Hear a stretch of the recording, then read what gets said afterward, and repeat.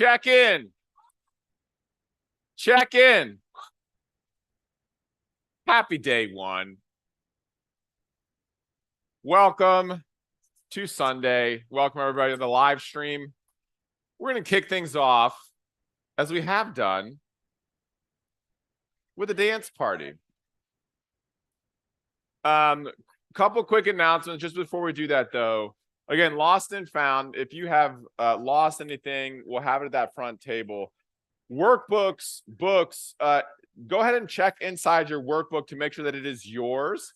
If it is not yours, and or you picked up any other workbooks throughout the weekend, check those too to make sure that those are yours. Some folks have lost their workbooks.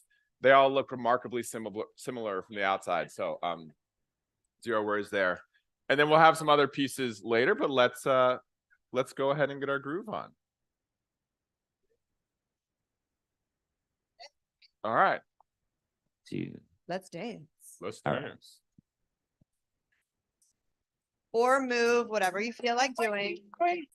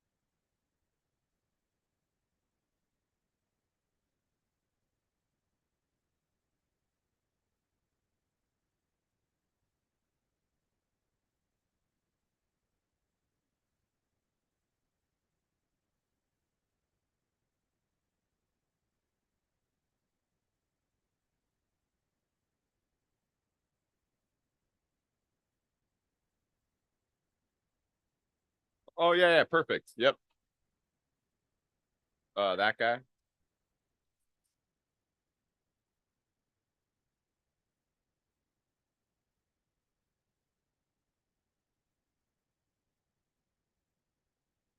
Oh, okay, yeah, and then you,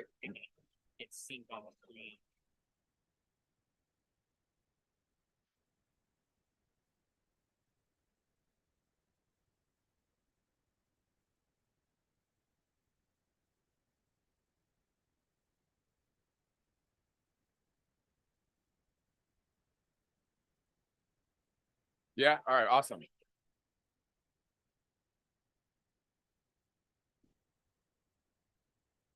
Perfect.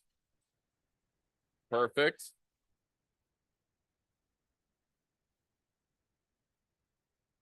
All right. Let's go ahead and ground in through the nose, deeply diaphragmatically into the belly, back out through the nose.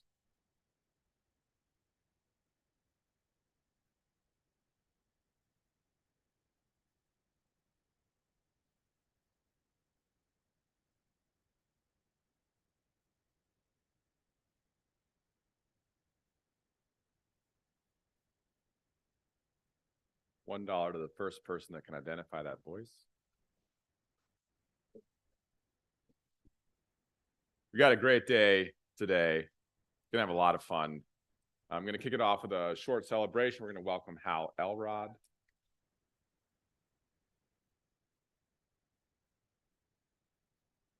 Brian is going to light us up, activate our heroic potential. Who's had fun so far this weekend? Is anyone still cold from the cold plunge? Who is going to install a cold plunge practice? Yeah. Jeff, where's Jeff at?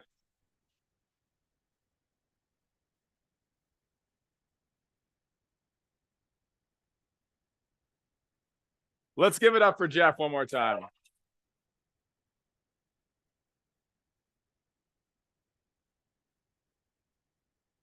Good morning, brother. Good morning. What a weekend, huh? Oh my goodness, I'm still buzzing. I went home early last night. I'm training my recovery. Today I want to make sure I connect with everybody. So if we haven't connected yet, please don't be bashful. Don't hesitate. Today's the day. Oh, bless you, Wendy. How amazing is Wendy? Oh, sweet woman. Oh, what's that? I love it. This is our beloved Wendy. Oh, love you so much. I love you too. People ask me who I work for, who I write for. There you go. Wendy. Wendy's picture was in my studio in Ojai. Wendy on this side and Khaled and his beautiful wife Asma were kind of up there. And when I would get ready to do my take, I'd look at them and say, all right, this is for you. So bless you, Wendy. Oh, geez. Well, there we go. Over under. What were we at there, folks? 90 seconds. Great to see you all. Great to see all the live streamers. It's been fun to see all the social posts as well. This morning I'm like in tears. I'm like, oh my goodness, look at these guys in front of that restaurant, etc. So what we want to do, we want to kick today off celebrating our team. Our team works so hard to support you, and I want to bring them up and give them some love.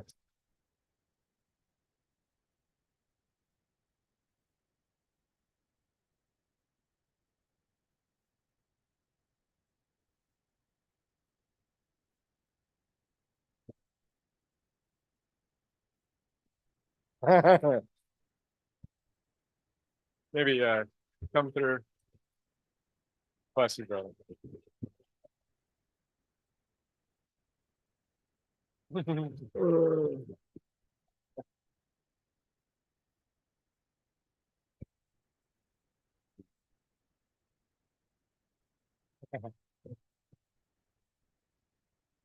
We found you.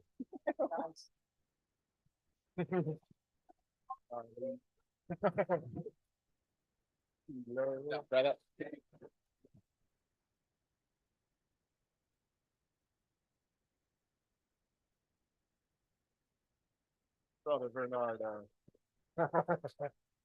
Ah, this is the team that makes the dream work.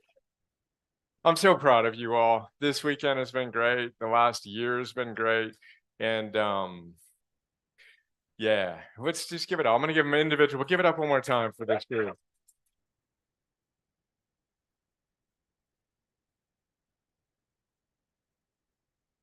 So I'm going to go from this side over. Philo is our product manager who helps build the product. Philo. Ali flew in from the UK, longtime student. But everybody here, almost everybody, has been part of the movement in one way or another, or is now obviously part of the movement, building the movement. Ali from the UK flew out with his beautiful wife and daughter. Helps engineering team, builds what you use. The speed with which the engineering team is coming together now, by the way, is really, really inspiring. I've been involved in building and creating 2 social platforms. I kind of know a great product development team when I see one, and they're just really beautifully hitting their stride. And it's so exciting to see them coming together. Paulina, also on the engineering team, bless you. Brian is a big man. This is Brian, who does a little bit of everything. He's also got an awesome Areté tattoo on his wrist. Ambassadors, you've connected with him, etc. Yana does it all. Oh, you know, this morning I was getting emotional looking at those pictures, those videos. I think Barnabas took one of the videos of us in the cold plunge. There's a couple of things that struck me. One, I'm like, did Michael put himself to my right hand guy? Because I was holding his hand with my right hand. I'm like, oh, that's so sweet. And Yana's on my left. I'm all like, that's perfect. And then Bernardo, my favorite part of that shot is Bernardo's our CTO, who's done such amazing work before he joined us and has really done a beautiful job leading our engineering team and also really helping us create the culture within Heroic. You're a beautiful man, and that video and the image of you. So Bernardo's holding hands, but he's not just holding hands with the people to his right, guy and girl to the right and left, but you brought their hands together. It was such a beautiful, symbolic, like representation of what I think you do for our team. So that was just so great. We've got Brett, who's worked with Bernardo for a very long time, who does a lot of the really important infrastructure, architectural stuff behind the scenes. My brain hurts thinking about what he has to do, so bless you. We've got Nat.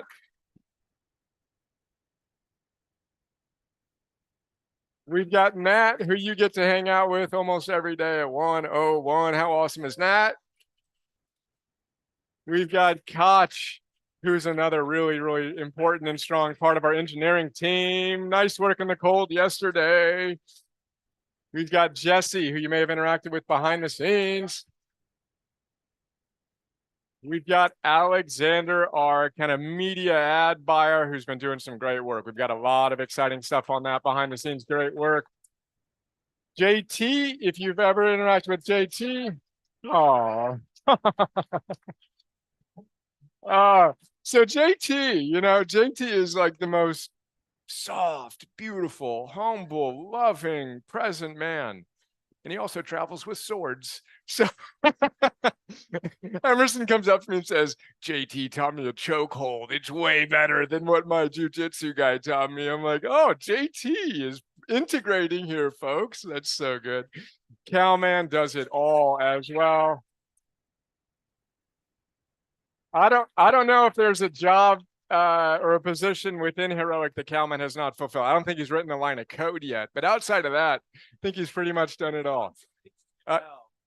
He's done some HTML. Oh, there we go. All right, cool. So just when I was wondering if there was something you couldn't do, the answer is no. All right, great. We got Zach. Zach wins the award. How long has it been, dude?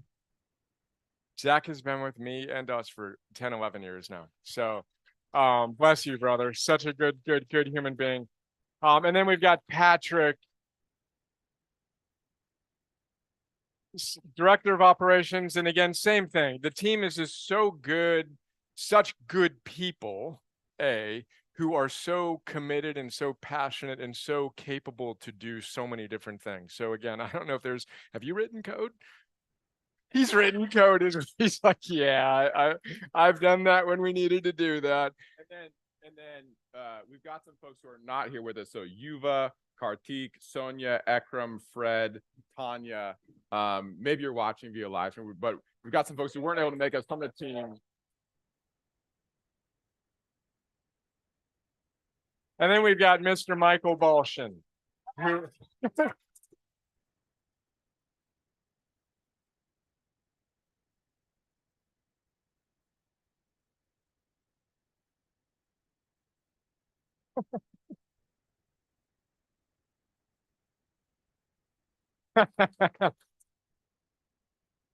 Exactly. There we go.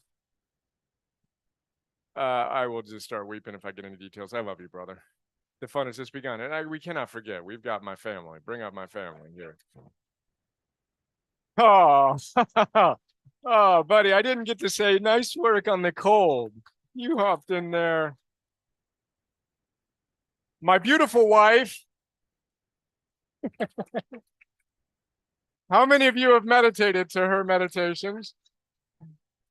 How about the kids and the kids' meditations? Love you, wife. Anything you want to share? No, I get to kiss my wife while I give her my mic. Let's go. Oh, this is really Ooh, intimate. let's go. All right. Seriously, come on in. No, I just get emotional. I mean, Let's. awkward. Yeah. That's like us. Let's go. Just you sharing all of the team, all the team, and just feeling super grateful and just feeling the emotion and the tears and just how hard everyone works and how committed everyone is and how their soul force is so incredible. Our whole team is just amazing. Anytime we need anything, seriously, I mean, Patrick has done so many things. So is Kiana. I'm like, I need help. They just are always on call and ready to do anything and truly extraordinary humans. So feel very grateful. And none of this would happen without everyone here. So all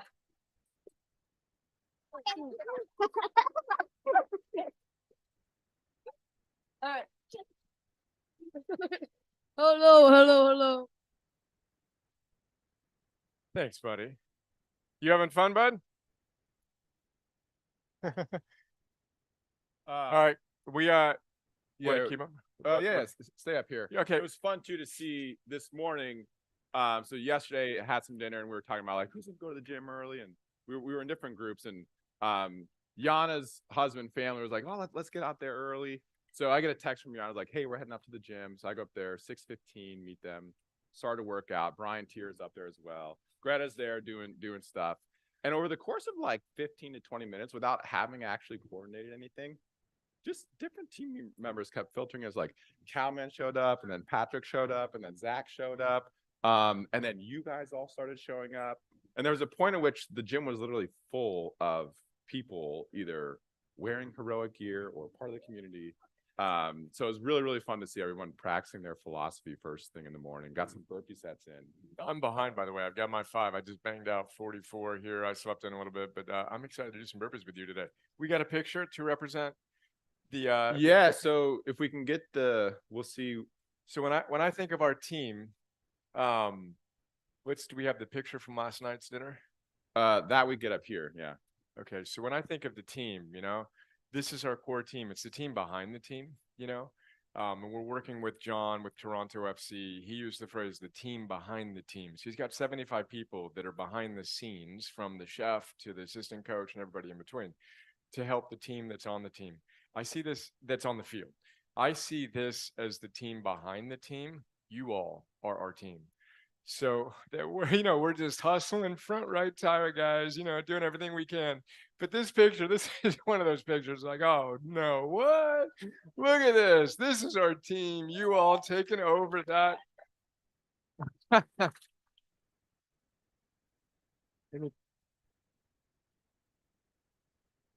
So inspiring to see you all here and to be able to connect in this context.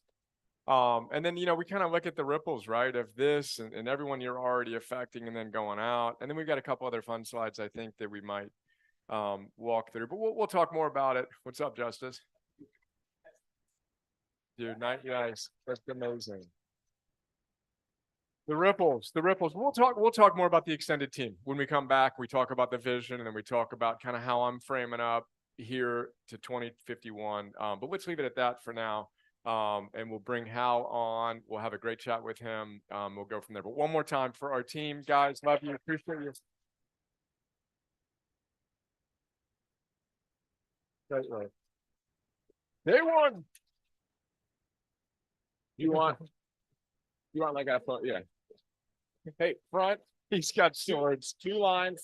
Go in front of the table. Yeah. Do you want us to go in front of the table or? Okay, cool. Get tight. Let me, yeah, there we go.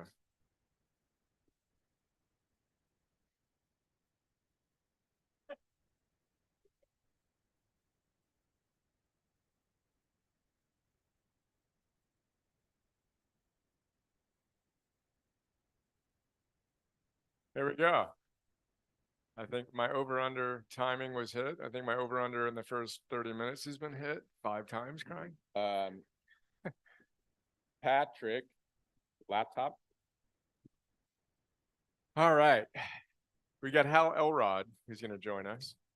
Hal was going to join us in person, and he sent me a voice memo this morning saying he wasn't feeling 100%. And I encouraged him to stay home. It just both for us and for him, obviously, but for us, knowing that we've been traveling and we're kind of wearing it, we don't know what he's got. So we're going to Zoom with Hal Elrod. He's in Austin, which is one of the reasons I thought it'd be fun to have Hal on, and he's also an amazing human being. How many of you know his Miracle Morning? Awesome. Oh, there we go. We got it. So we'll do that. But Michael, any other administrative stuff before we bring him on in a minute? Hal Elrod is in the book as well. So Savers, Miracle. Let me get the. Oh, sorry. Go ahead. So we've got a slide, I think, that's got the specific page numbers. Oh, we're also, I heard you guys had just a bunch of you were meeting up, thinking about what you can do with local and all the things that we can do. So that's exciting. And we're so excited about the workbook. Michael and I were crafting during the movie yesterday, kind of thinking about, is that me? I don't know. Blowing up. There we go. Oh, wait, that was me. Well, check it out. I was ready for the wife. The workbook, we're so excited. So current thinking is hardcover, but you can write in it, you know what I mean? So whether it's Moleskine or something cool, maybe it's in between a hardcover and this, but 212 tools, so 451 degrees to activate your heroic potential with the book, but 212 degrees, 212 tools in the workbook, systematically walking through the 7 objectives, all 100+ tools we already have in the app, and another 100+ tools that we will put into the app, and really creating this as we do our job, a piece of art as well that goes with this, and then launching it as heroically fast as we can. So we're really excited about that. And we got Hal. What's up, brother? All right, I'm unmuted. You hear me, buddy? Oops, let's get you off of mute. Make sure we can hear you. Can you hear me, Brian? We can hear you and we can see you. Good to see you, brother. Brian, dude, has everybody seen this book? I can't get enough of this book. Brian, I catch myself in interviews where I'm supposed to talk about the Miracle Morning, the new book, and I just keep. Have you read Areté though? But have you read Areté? I'm serious, man. I've told you. I'm so proud of you. Incredible, man. Oh, dude. Well, there's one way to start. Bless you, man. Big hugs, and appreciate you taking the time bright and early on a Sunday morning to spend the day with us. How's your morning, dude? It's good, man. It's a miracle, man. It's a miracle. Miracles. Yeah, every morning. Yeah, a little under the weather. I started to come down with something last night, and then this morning I voice texted you. I was like, "Hey, I'm in. I'll push through. I'll be there." But out of respect for everybody in the audience, just want to let you know, and so thanks for looking out for all of them. And I got to be honest, I'm like, oh, that's nice. I can just be home. Yeah, it's great, man. And I appreciate you still making the time. And I love you, dude. I appreciate you. You've impacted my life deeply. Who you are, how you've shown up, your own hero's journey. I want to talk a little bit about, and then we're going to come back to that and talk about it in our one-on-one when we do a master chat as well. But just for those who don't know, Hal Elrod, Miracle Morning, among many other things, in the chat, in the live stream, throw up the link, check out the note on it. talk about Hal in the book, etc. There we go. Miracle Morning. And you've got your new, let's just go there. 2 million copies sold. Let's go. Revised edition. Just tell us about the book, and then we'll get into some details in terms of how we can go about creating a miracle morning, what Areté means for you, and some other fun things. Yeah, so if you look back here on my wall, that's the original self-published Miracle Morning book that Brian, you did a philosopher's note on, came out 11 years ago. And then right now, coming out in a month from, I think today, the Miracle Morning updated and expanded edition. And so I added 70 pages of new content, plus rewrote almost every page. And there's 2 new chapters, the Miracle Evening, which is your strategy for blissful bedtime and better sleep, and the Miracle Life, which is the path to inner freedom. And so really excited about this. And Brian, I'm just so honored that you featured Miracle Morning in your book, man. It's an honor. Oh, dude. And that's so exciting. I'm so happy that you're bringing in the PM bookend, is what we call it. So I like to say that your day started the night before. Yep. And how you ended your day yesterday is going to directly impact, obviously. I mean, this is an obvious statement, but to really get it and then to operationalize the truth of that, is everything. Let's go straight there. So tell us about that. Tell us about that distinction, how you would frame it up for us. Yeah. So I've been asked for years, people always go, Hal, what's your evening routine? And I've always been a little bit embarrassed when I'm like, I don't really have one. I just kind of go to bed. And then, just like you said, and I realizing that, well, how I end the day might be as important as how I start it. And I kind of realized, I actually do have a routine. I just didn't realize it was a routine. It was just what I do. So where this really came from, though, is in 2020, I finished my 3rd year of chemotherapy, and they call it chemo brain, but it's poisoning your brain. And it really took a toll on me to where I lost a lot of my cognitive function. I feel like my IQ dropped 30 points, and I stopped sleeping. I was sleeping like 2 to 4 hours a night for a good 4, 5, 6 months. And if you ever sleep 2 hours in a night, right, you're a wreck the next day. If you compound that for 4, 5, 6 months, I was delusional. I was a mess. I was depressed. I was suicidal. Brian, like I was a mess. And so I went relentlessly pursuing, how do I cure this? How do I cure this severe sleep deprivation, this insomnia? I reached out to some of the best sleep doctors in the world, and I figured it out. And then I started, when I would speak at events, I would say, hey, by a show of hands, how many of you have trouble falling asleep or staying asleep? How many of you struggle with sleep? And it's over half the hands consistently that go up in audiences, right? And that's when I realized, man, this is a big deal. And so this evening routine wasn't just about having a nice way to end the day. This is really about, like, if you struggle with, sleep deprivation, insomnia, if you're like probably 90% of people where you end your day focusing on things that are out of your control. Because when you lay down to bed, you got one thing you can control, which is falling asleep. But most of us are thinking about what went wrong that day, the conflict we had earlier with our spouse, what's going on in the world that's out of our control, what the government's doing, what the economy is doing, what's on our agenda for tomorrow and next week. And right. And all of that is a recipe for poor sleep or not being able to get to sleep at all. And so the Miracle Evening is a 7-step ritual that includes everything from, and it's organized in an acronym, SLUMBERS, SLUMBERS. We got the savers for the morning and the slumbers for the night. But like the first S is stop eating 3 to 4 hours before bedtime, right? And actually go into like digestion and what does that look like? And what does that do to your body? If you eat close to bed, you might be asleep, but your body's working all night long. And then you feel like you were hit by a truck in the morning, right? You don't get that restorative sleep that you want. And then I talk about letting go of just stressful thoughts. And for me, it's like, I want to go to bed feeling blissful. I want to go to bed totally at peace with all the things that I can't change because I can't control them. Who cares? Right. And I want to just feel grateful and joyful and drift off to sleep feeling that way. Because one of the things that I realized years ago is that your last thought before bed and your mental and emotional state as you fall asleep is almost always what you wake up with. You wake up with that same thought you went to bed thinking and that same emotional state that you dwelled in. And I'll tell you, when I go to bed using the Miracle Evening, that blissful bedtime, the benefit of that is I wake up in a blissful state. And I'd say, 9 out of 10 days now, that's what I get to do. And that's a far cry from being suicidal after being sleep deprived to this. And so that's why I wrote the chapter. It's a 22-page chapter. And I was like, I want to pay this forward because I know people are struggling with sleep, and I want to share what I did to overcome that. Let's go through. I'm seeing people taking notes. We got slumber real quick. Stop eating, let go. Oh, dude, I'd have to open the book. I don't even remember all the acronyms. Dude, you're an acronym machine. We got Yeah, this. so- Let's step back then. Go All right. open the book, find the page, because I do want to go through it real quick. Yeah. And obviously, get the book. Okay, I got it. I did find it. I got you. Putting you on the All spot. Actually, go there. Then we'll step back, and I want to Okay. talk about I'm going to plant the seed though. How is the embodiment of anti-fragility?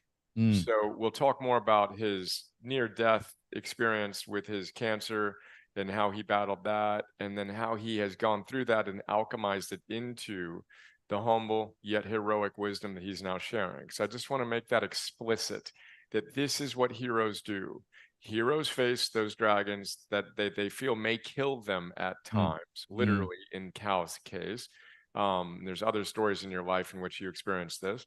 And you struggle. You're not always winning, and you're not always learning. You're just getting your butt kicked.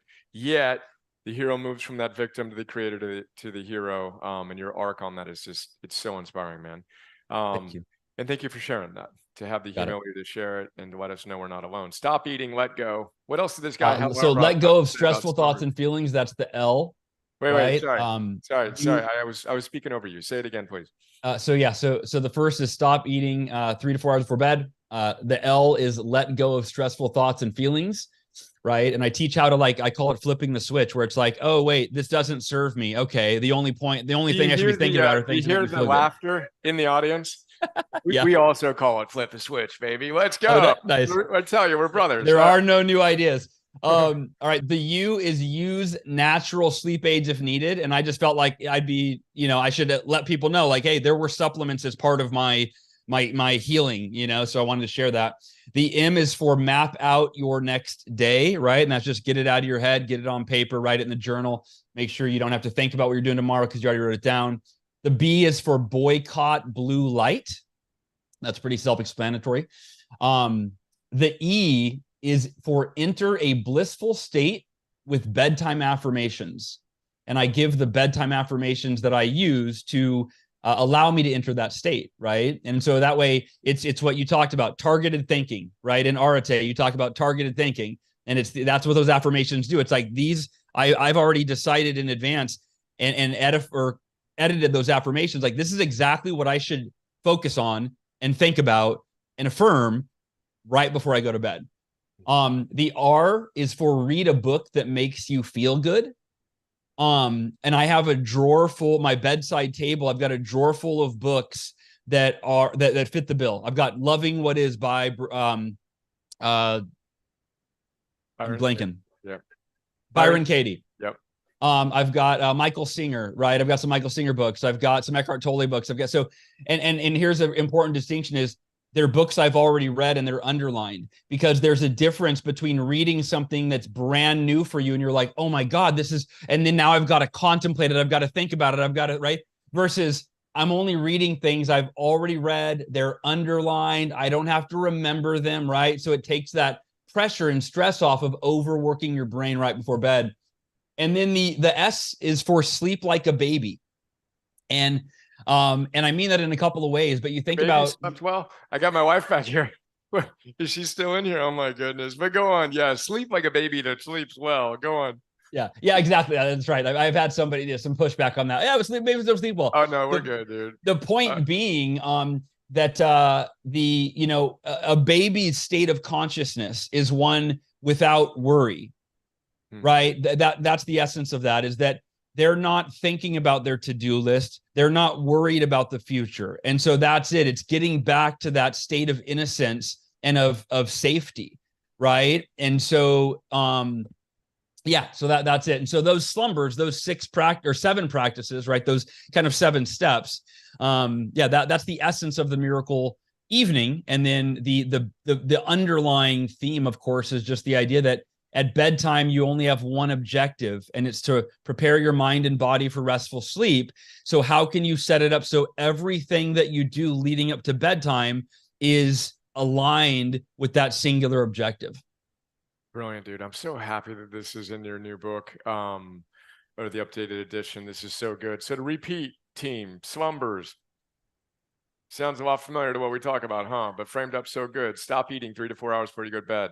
Let go of stressful thoughts and feelings. Use natural sleep aids as necessary. Map out your next day. See it. Get it out of your head. Visualize it. Boycott blue light. That is a fantastic way to frame that up. Enter a blissful state with positive affirmations. I want to come back to that for you and hear what you do there. Then we've got read a book that makes you feel good. I love the distinction on you're not reading Areté for the first time before you go to bed. All right, well, punch in my head. Let's go. You know, Michael Singer, great call for the end of the evening. You know, Thich Nhat Hanh, whoever you got. And then we've got sleep like a baby. That sleep's great, but that consciousness that's free, that's just relaxed in a state of calm. Let's go. Let's sleep. Quickly before we go back in, targeted thinking. I love that you connected it to targeted thinking. So the end of the day routine is we're done. The day's done. You may or may not have done everything. Well, you certainly didn't do everything you wanted to do at the highest possible level. That's a given. So have the wisdom to know that. But let it go, you know, and then your next target is a good night of sleep. So I have this ritual too, and I'm going to integrate some of the ideas that you've shared that I do implicitly. I'll make it more explicit in what I do. But I wear earplugs at night because our dogs can get little nuts. Put on my whatever little eye mask thing. But as I put my earplugs in, I'm like, today's over. Boom. Today was a great day. It's like a ritualistic thing of nope, dropping in. And then when and if, and I do a certain breath and kind of affirmation in my own way. But when and if I get up in the middle of the night, which is pretty much every night, because I'm on right now and I'm thinking, and sometimes it's celebratory, sometimes it's real creative. But I remind myself of what I want. So I go targeted thinking. What do I want? I want to get back to sleep. I want to have a great night of sleep. Perfect. Then I work that protocol. But that targeted thinking at the end of the day is so cool. What are your affirmations to the extent you're open to sharing some of them that you use to get into that blissful state? Yeah. Essentially the first thing that I affirm is that no matter how many hours of sleep I'm getting tonight, my body is going to, it's a miraculous organism that is going to rest and rejuvenate and repair. And I'm going to wake up feeling incredible. And that's part of the idea that your first thought in the morning is the same as your last thought before bed. And if you go to bed going, oh my God, I got so much to do tomorrow, I'm gonna be exhausted, or if you have a belief that you need 8 hours of sleep but you're only getting 7, then how you feel in the morning becomes a self-fulfilling prophecy, right? Which is like, oh my God, I need 8 hours of sleep, but I have to get up early. I only get 7. Now I'm going to be tired. I'm not getting enough sleep. Well, and then when you wake up in the morning, that's exactly how you feel versus, oh, wow, I'm only getting 7 hours of sleep, but that's perfect tonight, right? And it's just deciding, like, I'm going to tell my body what it's going to experience throughout the night. And I'm going to decide how I'm going to feel in the morning, right? As opposed to, letting some uncontrollable, circumstance at this point decide that. And then the other is I just go through tonight. I am focusing on what I have to be grateful for as I fall asleep. And as I go to sleep, that's what I do is I drift off. It's the old counting your blessings, I guess, right? But I just think about what I'm grateful for. And sometimes I'll replay a conversation I had with my daughter in the evening, connecting with her. I'll be grateful for my wife. If I had a tough day, if I had, like, let's say you have the worst day ever, right? It was just a bad day. You had, some conflicts, it was stressful. You didn't get done what you wanted to get done. Like if there's not much to replay during the day that actually lets you feel rested, then I will simply be grateful for the bed. I will go deep into gratitude for the pillow, and I will hug the pillow, and I will go, thank you for giving me a place to rest. I will go, thank you for this bed, and I'll stretch. God, so comfortable. And then a really important part of this, and I recognized this a few months back, or I guess while I was a few months ago, 6 months ago, when I was writing the book, but is one of, if not the most important thing to affirm as we fall asleep is I am safe.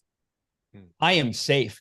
If you don't feel safe, then your body, your brain cannot shut down and allow you to fall asleep. And there's many, not feeling safe shows up in a lot of forms. You might not feel safe in your finances, right? You might not feel safe in a relationship. You might not feel safe in the fact that maybe there's, crime is up in your city. So it's a literal state, right? Whatever it is. And so going back to my singular objective is to prepare my mind and body for restful sleep. Well, feeling safe is the only way to effectively do that. And so that's become a really important affirmation, is not only I am safe, but thank you, God, right? So it's combining the safety, the feeling of safety with gratitude, that I am grateful that I am safe in my home, in this bed, and I'm going to get a great night's rest. Beautiful.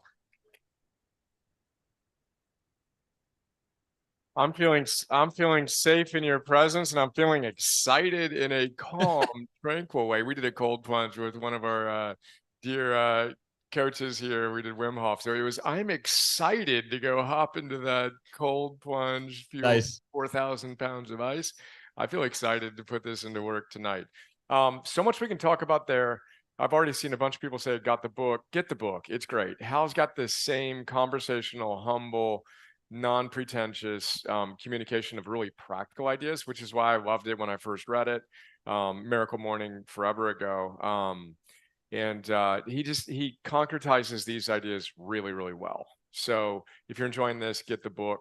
I don't want to talk about my book per se, but I want to talk about what Areté means for you. So, and I know that and if you haven't seen my interviews with Hal, each of them that we've done 3 so far? I think so. Two on Areté maybe, and then one before. Yeah, forever ago. They're tied for first for my all-time favorite conversations. Hal has a similar style in being able to elicit the best from me in our conversations.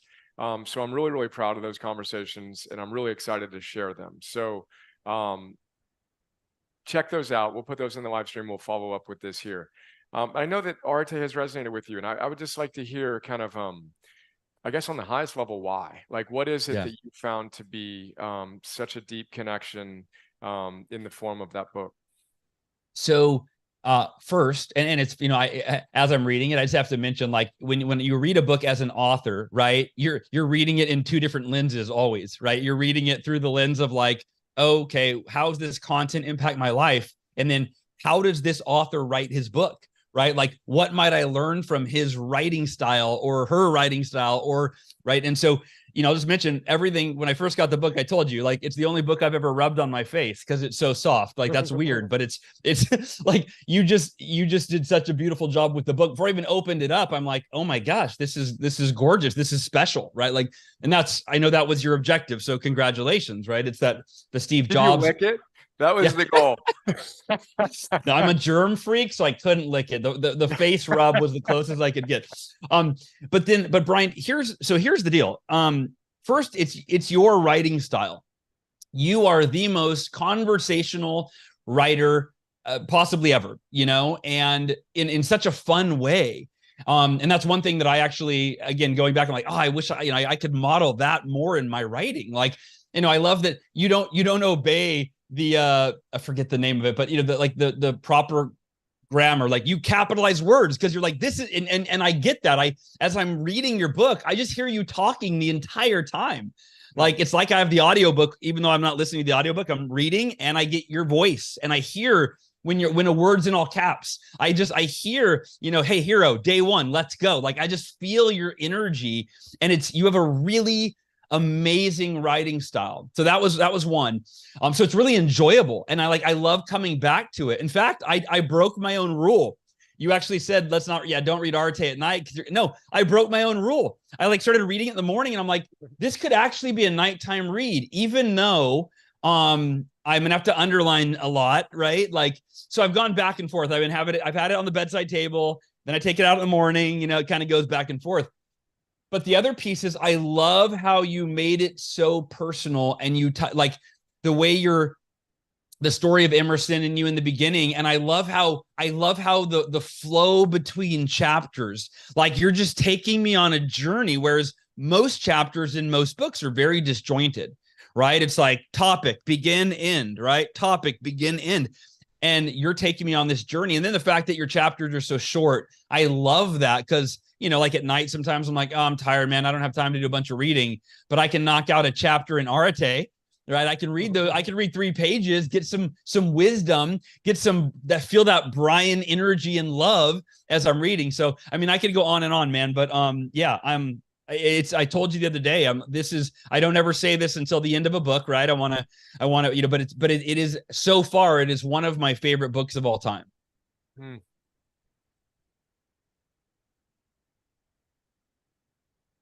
So much I can say in response to that. Thank you as a writer, as a creator, as a guy that's worked hard to be worthy of those kind words. To see the things I really wanted to create reflected back from you, someone I respect and admire so much, means so much to me. So bless you, thank you, and I'm loving the image of you rubbing that up.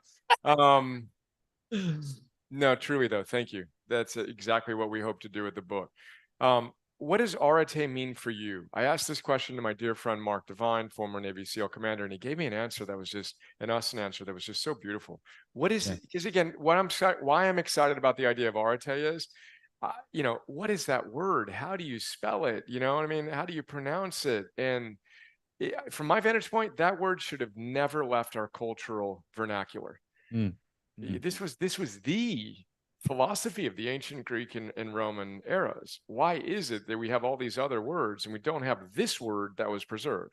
So it was a bold choice to do what I did with the book, to go as deep as I did, as many ideas, etc. But I think one of the things I'm excited about with the book is it taps into a universal felt sense of that's just right.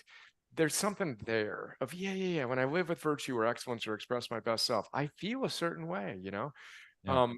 But I would love to hear your thoughts on what that means for you. And then I want to connect it to anti-fragility, which of course is a big theme that I think you are one of the most beautiful living embodiments of. But can you frame that up for us of how Areté, what it means for you? Yeah, when you and I talked on our last conversation on my podcast, it reminded me of, and this is how I think that where I link it is a book I read years ago when I was writing The Miracle Morning. I read Matthew Kelly's The Rhythm of Life. And his definition of life's purpose is to become the best version of yourself. And as I was writing The Miracle Morning, I was like, oh, that's what The Miracle Morning is it's like, this is a daily practice that enables you to become a better version of the person you were the night before. And if you do that every single day, you become the best version of yourself. And to me, that's what Areté means to me, right? It's fulfilling your potential. It's becoming the best version of yourself. And the other piece that I would add to it is to what end? Why Areté? Why become the best version of yourself? Why fulfill your potential?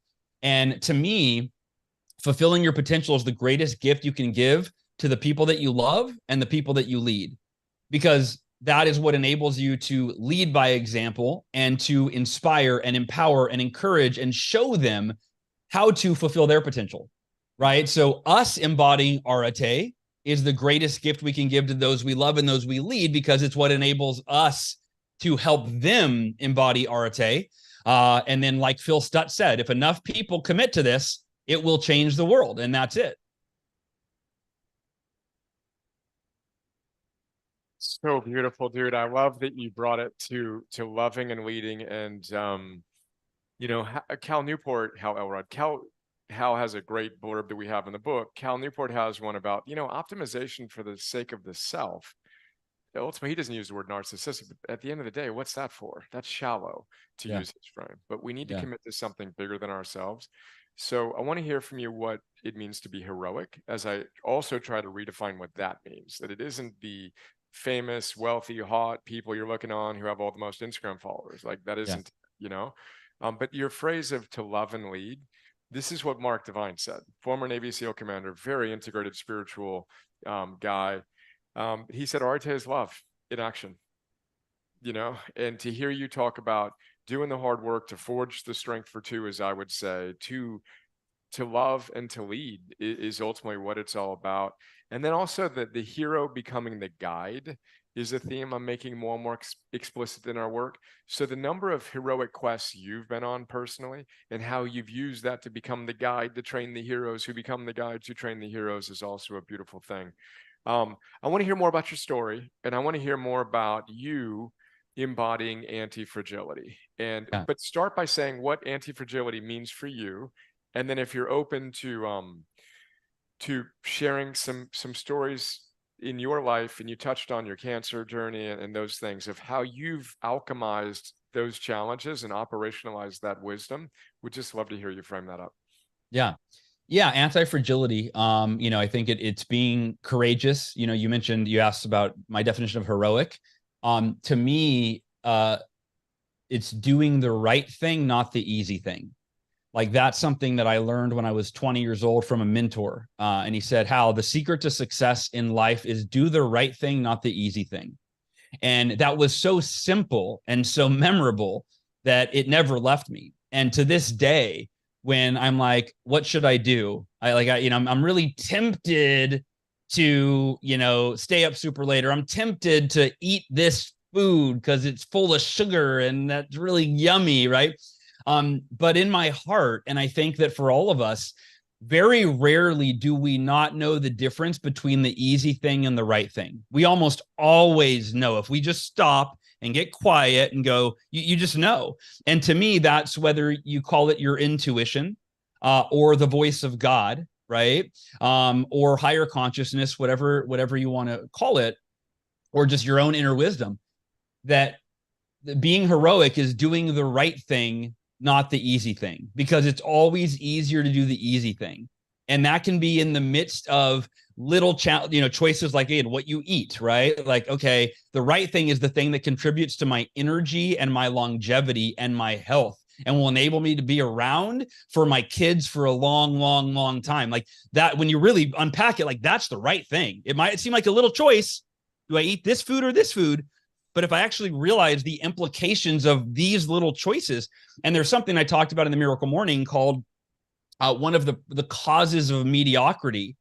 And let me define mediocrity really quickly, because I've had some people get offended by that word. How dare you call me mediocre? Well, to me, mediocrity is not about how we compare to other people, right? Like, if you compare yourself to certain people, you're like, everybody, I'm mediocre compared to all these other people. Mediocrity is simply a gauge against your full potential. Right. And if you accept less than your best, you are accepting a degree of mediocrity for yourself. And by the way, I do it every day. We all do it every day. Right. There is no one that's impervious, perfect. And right. I always accept less than my best, which is that striving with Areté to consistently, try to up level and get better and better and better, and be okay with progress, not perfection. Where was I going with it? I diverted from my point. We were talking about mediocrity, and some people get offended, which is when I often glitch too. It's like, oh wait, yeah, at that time I did offend that person saying that. That's yeah. And so now in the new edition of the book, I have a little section that's like, hey, don't let this word offend you. Let me explain what it means, right? But doing the right thing, not the easy thing, I think was the part of it. I said, so whether it's small choices like the food that you're going to eat, or and I'll transition real quick into these stories. And then when I was, so here's back after you wrap this one up, because there's some stuff I want to reflect on because we're so aligned again, but go on. Okay. So I'll do a real high level overview and we can unpack all these, but so 3 really life or death situations that I've had in my life.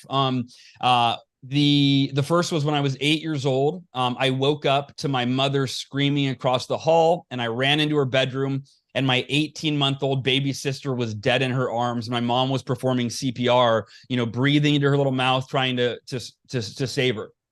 And at 8 years old, I didn't fully process what that, I didn't get it. I mean, I know our family was devastated. My mom was a mess. My dad was. We're all, we lost my sister and their daughter. But within 6 months, my mom was leading a support group for other parents who had lost children. And to me, that's heroic, right? It's like the right thing is to turn her, she decided to turn her pain into purpose and help other people. And that planted the seed for how I would take, lead my future adversities. Now you fast forward 12 years later, I was 20 years old, driving home after giving a speech at a sales conference that I was a salesperson for. and my car was hit head on by a drunk driver at 70 miles per hour. My car spun off the drunk driver. The car behind me crashed into my driver's side door at 70 miles per hour, and I broke 11 bones on the left side of my body and was found dead at the scene. I bled to death. My heart stopped for 6 minutes. I ended up revived on a helicopter, with the defibrillator and with blood pumped back in me. I was brought back to life, rushed to the hospital, spent 6 days in a coma, and came out of the coma to be told I would never walk again and that I had permanent brain damage. That, and again, we can unpack that, but that's the high level. And of course, my mindset was, I will walk again, but if I never walk again, because I don't know what I don't know, and maybe they're right, maybe I will never walk again. If I'm in a wheelchair the rest of my life, I will be the happiest, most grateful human being that you've ever seen in a wheelchair. And I want to add, just to connect with everybody, what's your wheelchair? Like, what's the experience in your life, either in the past or in the present, that causes you emotional pain, and you think it's because of the wheelchair or the divorce or the bankruptcy? And what I learned in the car accident and that experience is like, no, I can actually choose to be the happiest. We can choose to be the happiest, most grateful we've ever been in the midst of the darkest, most difficult times we've ever experienced. In fact, to me, that's the only choice to make. Why make a lesser choice than that, right? And then the third adversity was 7 years ago at age 37, I was diagnosed with a rare aggressive form of cancer. I was given a 20 to 30% chance of surviving. The stakes were a lot higher because I had kids. I had a 7-year-old daughter, 4-year-old son, and my wife, of course. And I made the same decision, 2 decisions. The doctors say there's a 20 to 30% chance that I'm going to survive it. No, that's not that I'm going to survive it. Those are the statistics globally for every human being that's diagnosed with this cancer, including those that give up the faith that they can win, that they can live, that they can survive, including those that live in fear, including those that don't do everything in their power, holistically, naturally, in every possible way to beat the cancer. And I told my wife, and I decided there's a 100% chance that I will be among the 20 to 30% of those that survive this. And I encourage all of you to consider that. No one sets your statistics. Anytime you get a statistic, that's a global statistic. It has very little to do with you. You decide and you create your own statistics. So those are the 3 major life and death experiences that I had, Brian, and, learned a lot from them. Other than that, not a lot going on that we can talk about. All right. Wow. What a beautiful story with your mom. I'm so sorry, of course, to hear that, and the heart-wrenching experience for each of you, and the anti-fragility, the pain to purpose, all right, well, I'm going to be the absolute best steward of the wisdom that I have gained in this tragic incident to help those who are going through it who may not have the same wisdom that I've been blessed to have. What an amazing modeling. And then your story with as a young man going through that, and I loved your all in, not attached. You couldn't say that you're going to get out of the wheelchair yet. Yeah. Okay, perfect. I mean, I'm sure at that point you hadn't been into stoicism, but this is the embodiment of the Stoic philosophy. I'm looking at very Stoic Lydia here, who approves radical acceptance. You cannot change that which has happened to you, but you do have control over your thoughts and your behaviors. So what are you going to think? How are you going to perceive the situation? And what are you going to do about it? And then, most recently with your cancer journey, my brother went through something similar with stage 4 pancreatic, very different attitude, very different lifestyle. But it was one of the things I pulled out in Conquering Cancer 101 and 102, which is stats mean nothing for the individual. Yeah. They're an interesting, thing, certainly, and they're useful to an extent for a general population, but goosebumps, the intensity with which you describe that, and Ray Dalio believability here, folks. It's one thing to talk about these ideas in the abstract. It's an entirely different thing to be connecting to a person that's been there, done that, and we've all got our challenges. We can bring them up, but mine aren't going to compete with Hal's. Yours might, but here's Hal's embodiment of these ideals. I found that to be just beautiful. How did you do that? So this is the definition again of anti-fragility. The wind extinguishes a candle, it fuels a fire. So Hal literally exited that cancer treatment healthier than he went into it. That's a profound thing. It's an incredible demonstration that's really easy to say and to get intellectually, but then to miss.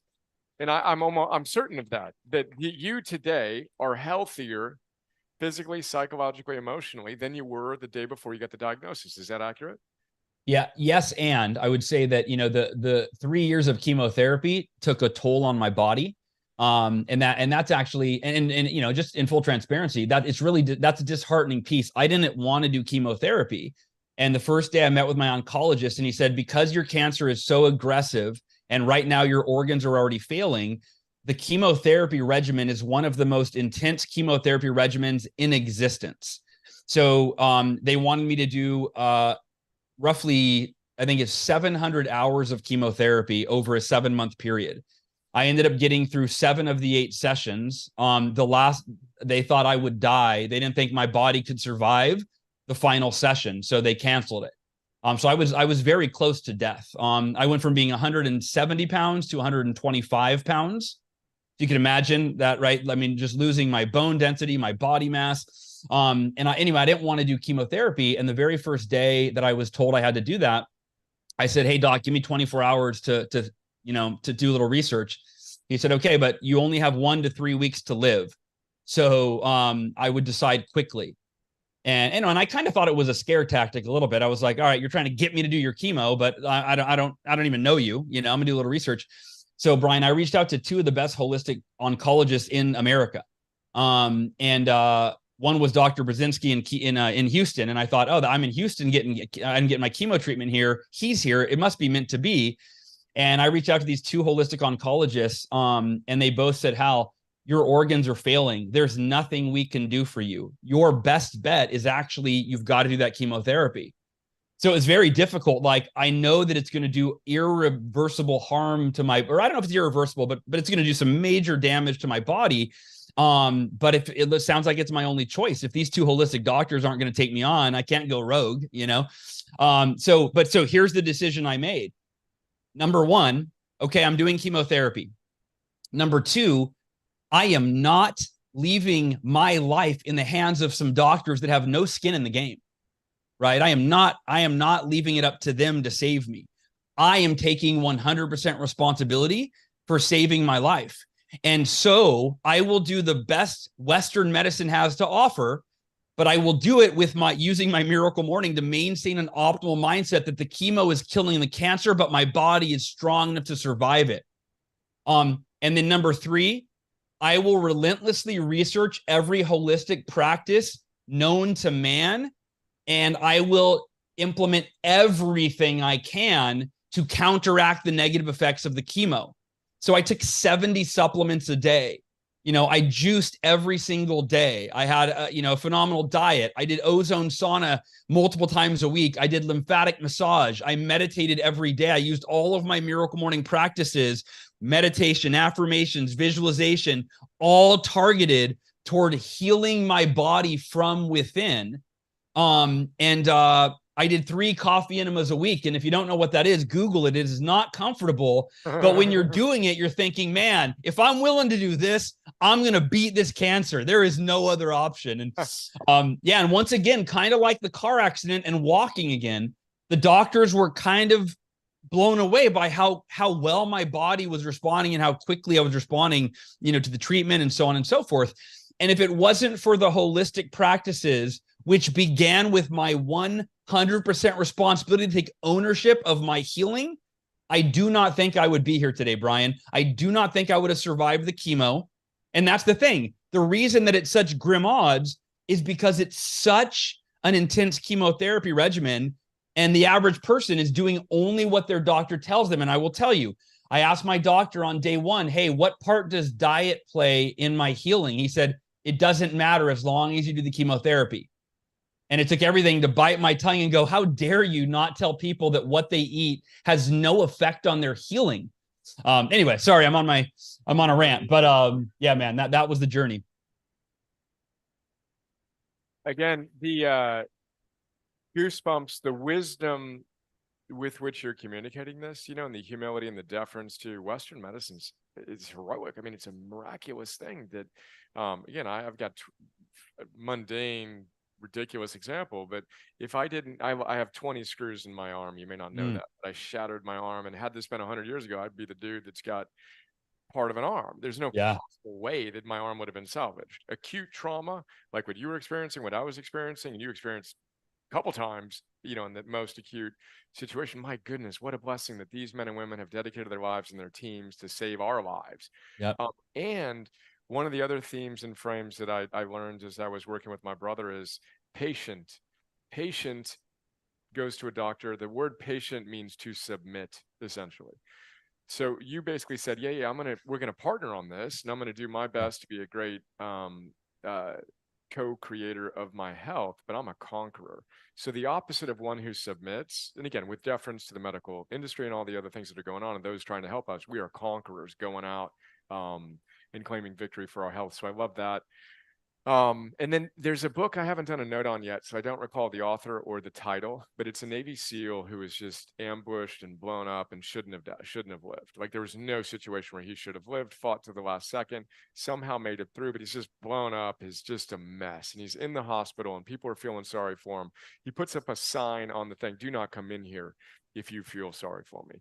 I nearly died doing exactly what I wanted to be doing, serving my brothers and serving my country, and don't get it. Do not come in here unless you're coming in with a positive attitude, because I'm going to do all the things that you just described, Hal. But he also makes the point that after things like that, your 12-inch ruler gets cut back sometimes to 11 inches or 10 inches or 9 inches, and you simply can't do the things you did before. So there are, quote, irreversible wheelchair kind of limitations that are imposed on us that didn't exist before. But then you say to that, perfect. I radically accept that. I'm going to be the happiest version of me I can possibly be within the new constraints of my reality. But man, so inspired by you and who you are and how you show up. What else can you share with us in terms of how we can take your experiences and forge our own anti-fragile confidence that we have what it takes to meet life's challenges? Yeah, I think that one of a couple things. I want to take just a few minutes to share the 5-minute rule, because I feel like this is so important. And this is how did you get to the place where at 20 years old, you were totally at peace with a car, being told you're never going to walk again? Like, that's not normal. It was because a year and a half prior, I had learned the 5-minute rule in my Cutco sales training. And the 5-minute rule simply says that when things go wrong, it's okay to be negative, but not for more than 5 minutes. And we were literally taught to set our timer on our phone for 5 minutes whenever we had some sort of adversity, be it major or minor. Normally it was like, your customer, didn't show up for the appointment and you really needed that appointment, or they canceled their order, or, you called and they were rude on the phone and they hung up, and you have this pit in your stomach, like, oh my God, how could they be so mean to me? Right. And you go, all right, 5 minutes, process the emotion, move through it. And that was what my mentor taught me. Is he said, sales is a microcosm for life's adversity amplified, meaning the average person occasionally faces rejection. The average person fails every so often, maybe annually, they fail to reach a goal. He said, a salesperson, you're going to be rejected every day, and you're going to fail multiple times a week, definitely multiple times a month. He said, you need a strategy, a tool, a method to quickly move through challenges, adversities, disappointments, and just keep going forward. And so that was that 5-minute rule. And after the timer went off after 5 minutes, he taught us to say 3 really powerful words, which are, can't change it.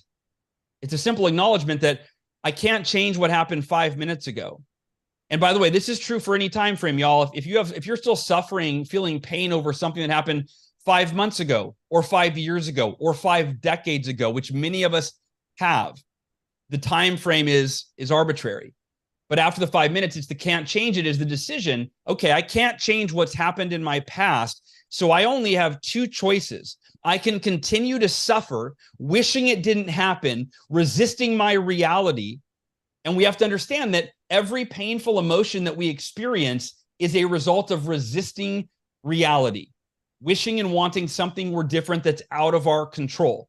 Whether it's a past experience, a current experience, another person and how they treat you, right? And just imagine the degree that you resist reality and go, no, it can't be this way. They can't be this way. Why are this way? Why is life this way? It's not fair. The degree that you resist reality determines the degree of emotional pain that you create within yourself. That's choice number 1. It doesn't serve us. Choice number 2 is I can accept my reality exactly as it is. Accept reality exactly as it is. Now, why would you do that?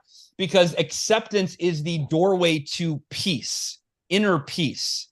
It's only once we accept life as it is that we liberate ourselves from that resistance and that self-created suffering, and we can then choose consciously, elevate our consciousness to a state of peace. I can't change that I was in a car accident, but I can be at peace with it.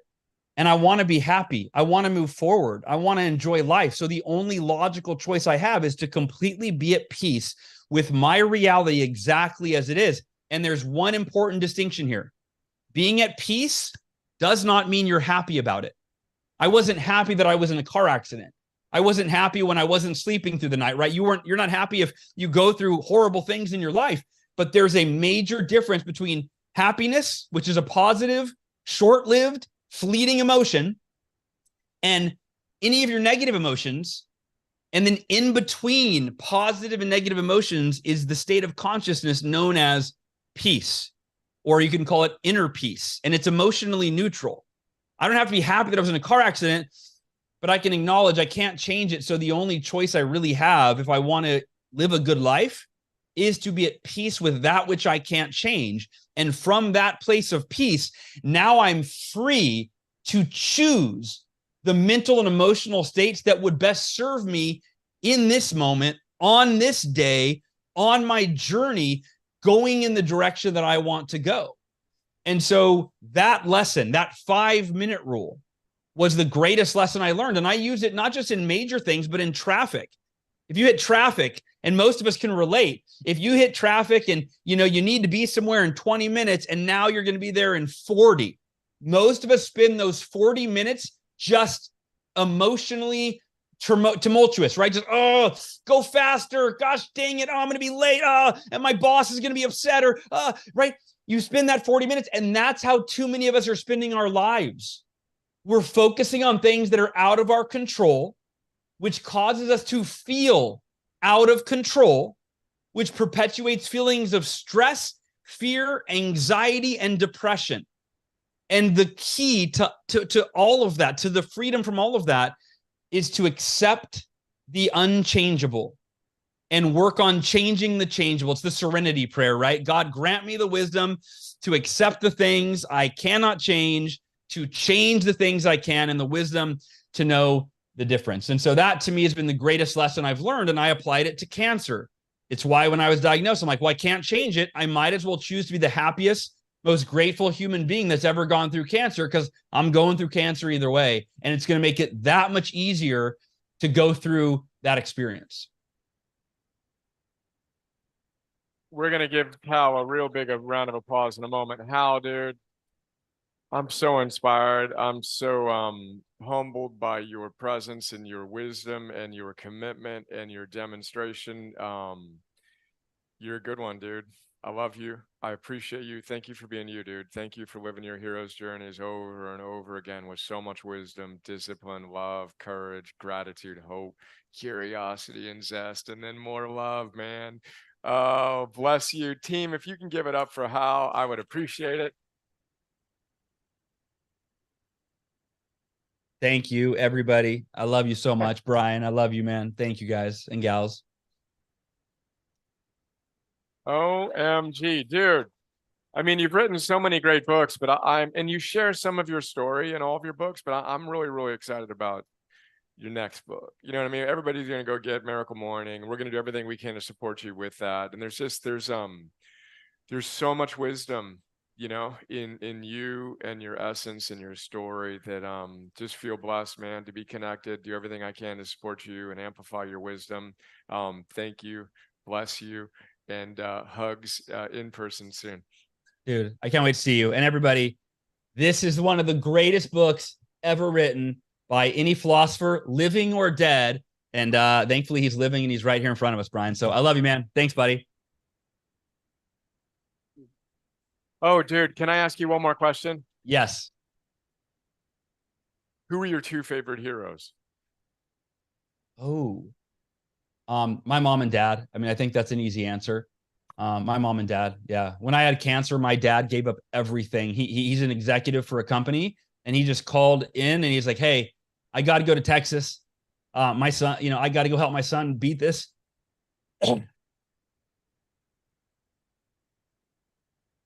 we got an apartment next to the hospital, and he just told his boss, if you can let me do this, great. If I can come back, great. But like, this takes priority. And he was willing up to give up everything to save me. And so yeah, mom and dad.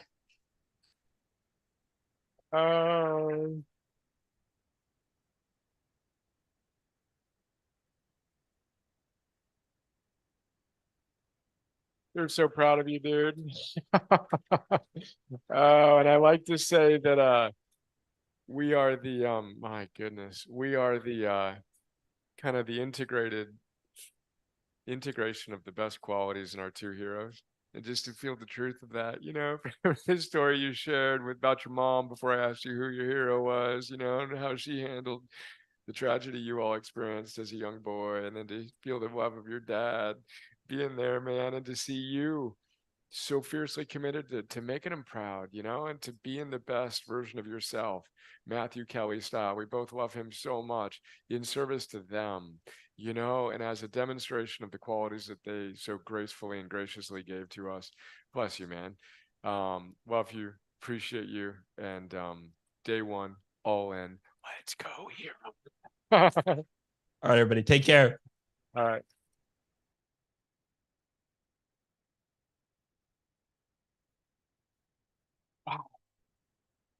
Unreal. Jeez. If you're watching still, Hal, that was absolutely beautiful. Every interaction I was journaling about just how good Mark, that was amazing. Giovanni, you yesterday between the finding Joe and the hero, just what you were sharing, what Hal shared. I saw one comment, I think it was Brian. Brian plus Hal is 452 degrees. I was looking at that. I saw that thing pop up too, and I'm like, no, that's 2,200 degrees. We're officially, and then again, you bring this together though too. I mean, Phil talks a lot about the field. That's kind of his way to frame up that thing you can't explain, and the power of, particularly the collective, of what happens when people come together, and that soul force is aggregated. And again, remember, this is Gandhi, this is MLK. It's this power. So it's me and Hal having that conversation. And what, again, a beautiful human being. I mean, frankly, I appreciated Hal and his style and what I learned from him practically, but the depth of his wisdom and the depth of his embodiment of that wisdom, goosebumps. Like that's the living embodiment of the Byron Katie wisdom, the Michael Singer wisdom, with this ferocious ambition, what he's done in life, and who he is as a human being, in his energy, in his work, in his love is I'm profoundly moved. But the field, it's me and Hal, but it's us being together. And now we're on day 3. So the energy in here is a sacred thing. It's a really, really beautiful thing. Of course, the virtual energy, and this will be part of when we get back, we're going to talk about the next steps. I'm going to share how I'm framing up our vision for the movement, for our public benefit corporation, and use kind of my process as hopefully inspiration for you to get your own idiosyncratic clarity. But one of the things we're going to talk about is the importance of us. It's heroic.us. This isn't me. This is us. It's us coming together, literally. So now we've got the private beta, a few of us, 1,000 of us in the online social platform. You can feel the power of that, the nascent power of, oh, wow, fast forward a year, 2, 3, 4, 5. But it's this, the offline local, that's so inspiring for me, to find ways for us to come together in community, whether it's 2 people or 3 people or 20 people or 30 people. So we'll talk about that. Let's take a quick break. How long did you want to take, Michael? Let's do 15. So yeah. And do we want to do do you guys want to connect with one another and kind of share what you got out of that before we break up and have the informal oscillation? Would you like to spend a few minutes? Let's do this then. We'll frame it up, calling the audible, connect, dyads, or however you feel inspired to connect. You all are adults and you know what you want to do. But talk about that and what you got from that. And I'm excited for you to idiosyncratically figure out how you want to take that. But I think that'd be important. Let's Yeah. do that for Let's 5, go. 10 minutes maybe, and then take Ye- a break for. Yeah, so we'll resume at 10 till. So over the next 25 minutes, connect, take your break as you feel inspired. We'll resume at 10 till. And then a quick favor, if you have an Areté or heroic real tattoo, love all the temporary ones. Do be ready for a quick picture right when we get back. So And let's get a professional shot of each individual one. correct. Fired up for that. And by the way, photographer, where is he? He might not. Oh, this guy is absolute. Yeah, we need to celebrate the team. So then let's do that right now. Then we're going to segue in. So team, can you guys come up real quick? We got the photographer, we've got the audiovisual team, Derek and your team. If you can come up, I want to give you guys a real quick love before we forget. There we Jim, go. Jim Stone, the photographer. He has shared a links to the gallery. We'll be sharing that with all of you, so you can go find pictures. We've gotten a lot of photographers. The quality of the photos, especially in an environment like this, absolutely next level, like truly world-class professional. So, yeah. All right. Thank you guys for making this thing awesome. And then, so break up, enjoy one another, and we will see you 10 till the hour. And love you, appreciate you. one more real quick on Derek and his team, because you were talking with Derek. How many events, Derek, have you done now for? This is the 4th we decided, I think. Yeah, I'm not too sure how many you've had, but I guess the first one and now Yeah, this one. beautiful, So man. they've taken good care of us for a long time. Great work, brother.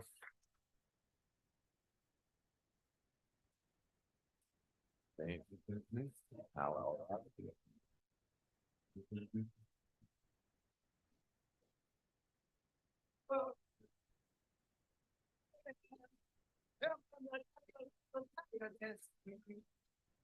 people will fight you down. Tell them why.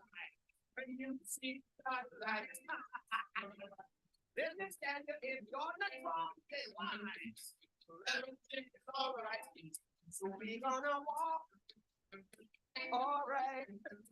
Through the roads of creation. We need a generation. Tell me why. Try to wait and tribulation.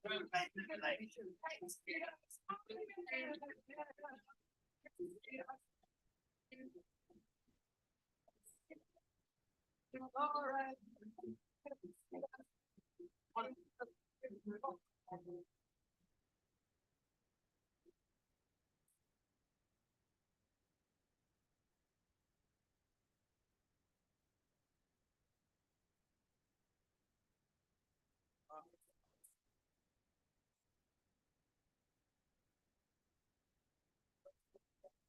Buffalo soldier, red like Rasta. It was a buffalo soldier in the heart of America, stolen from Africa, brought to America, fighting an arrival, fighting for survival. I mean, when I analyze things,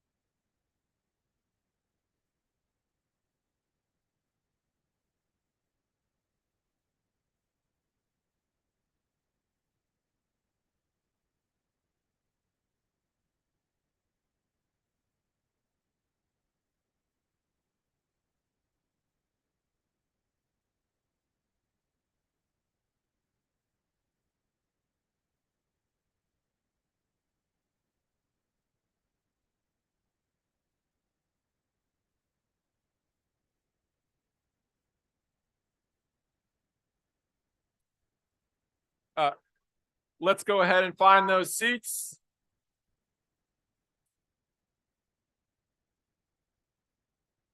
Who's ready for a cold plunge? Yeah.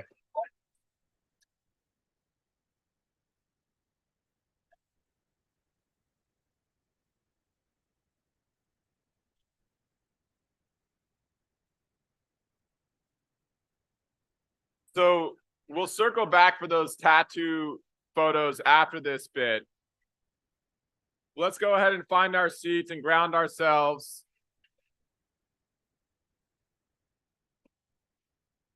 Big breath in through the nose.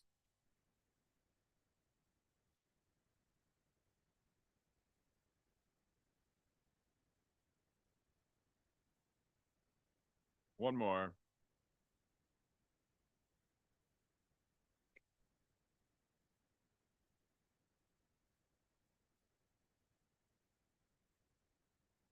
Blinking the eyes open. That was nice, wasn't it?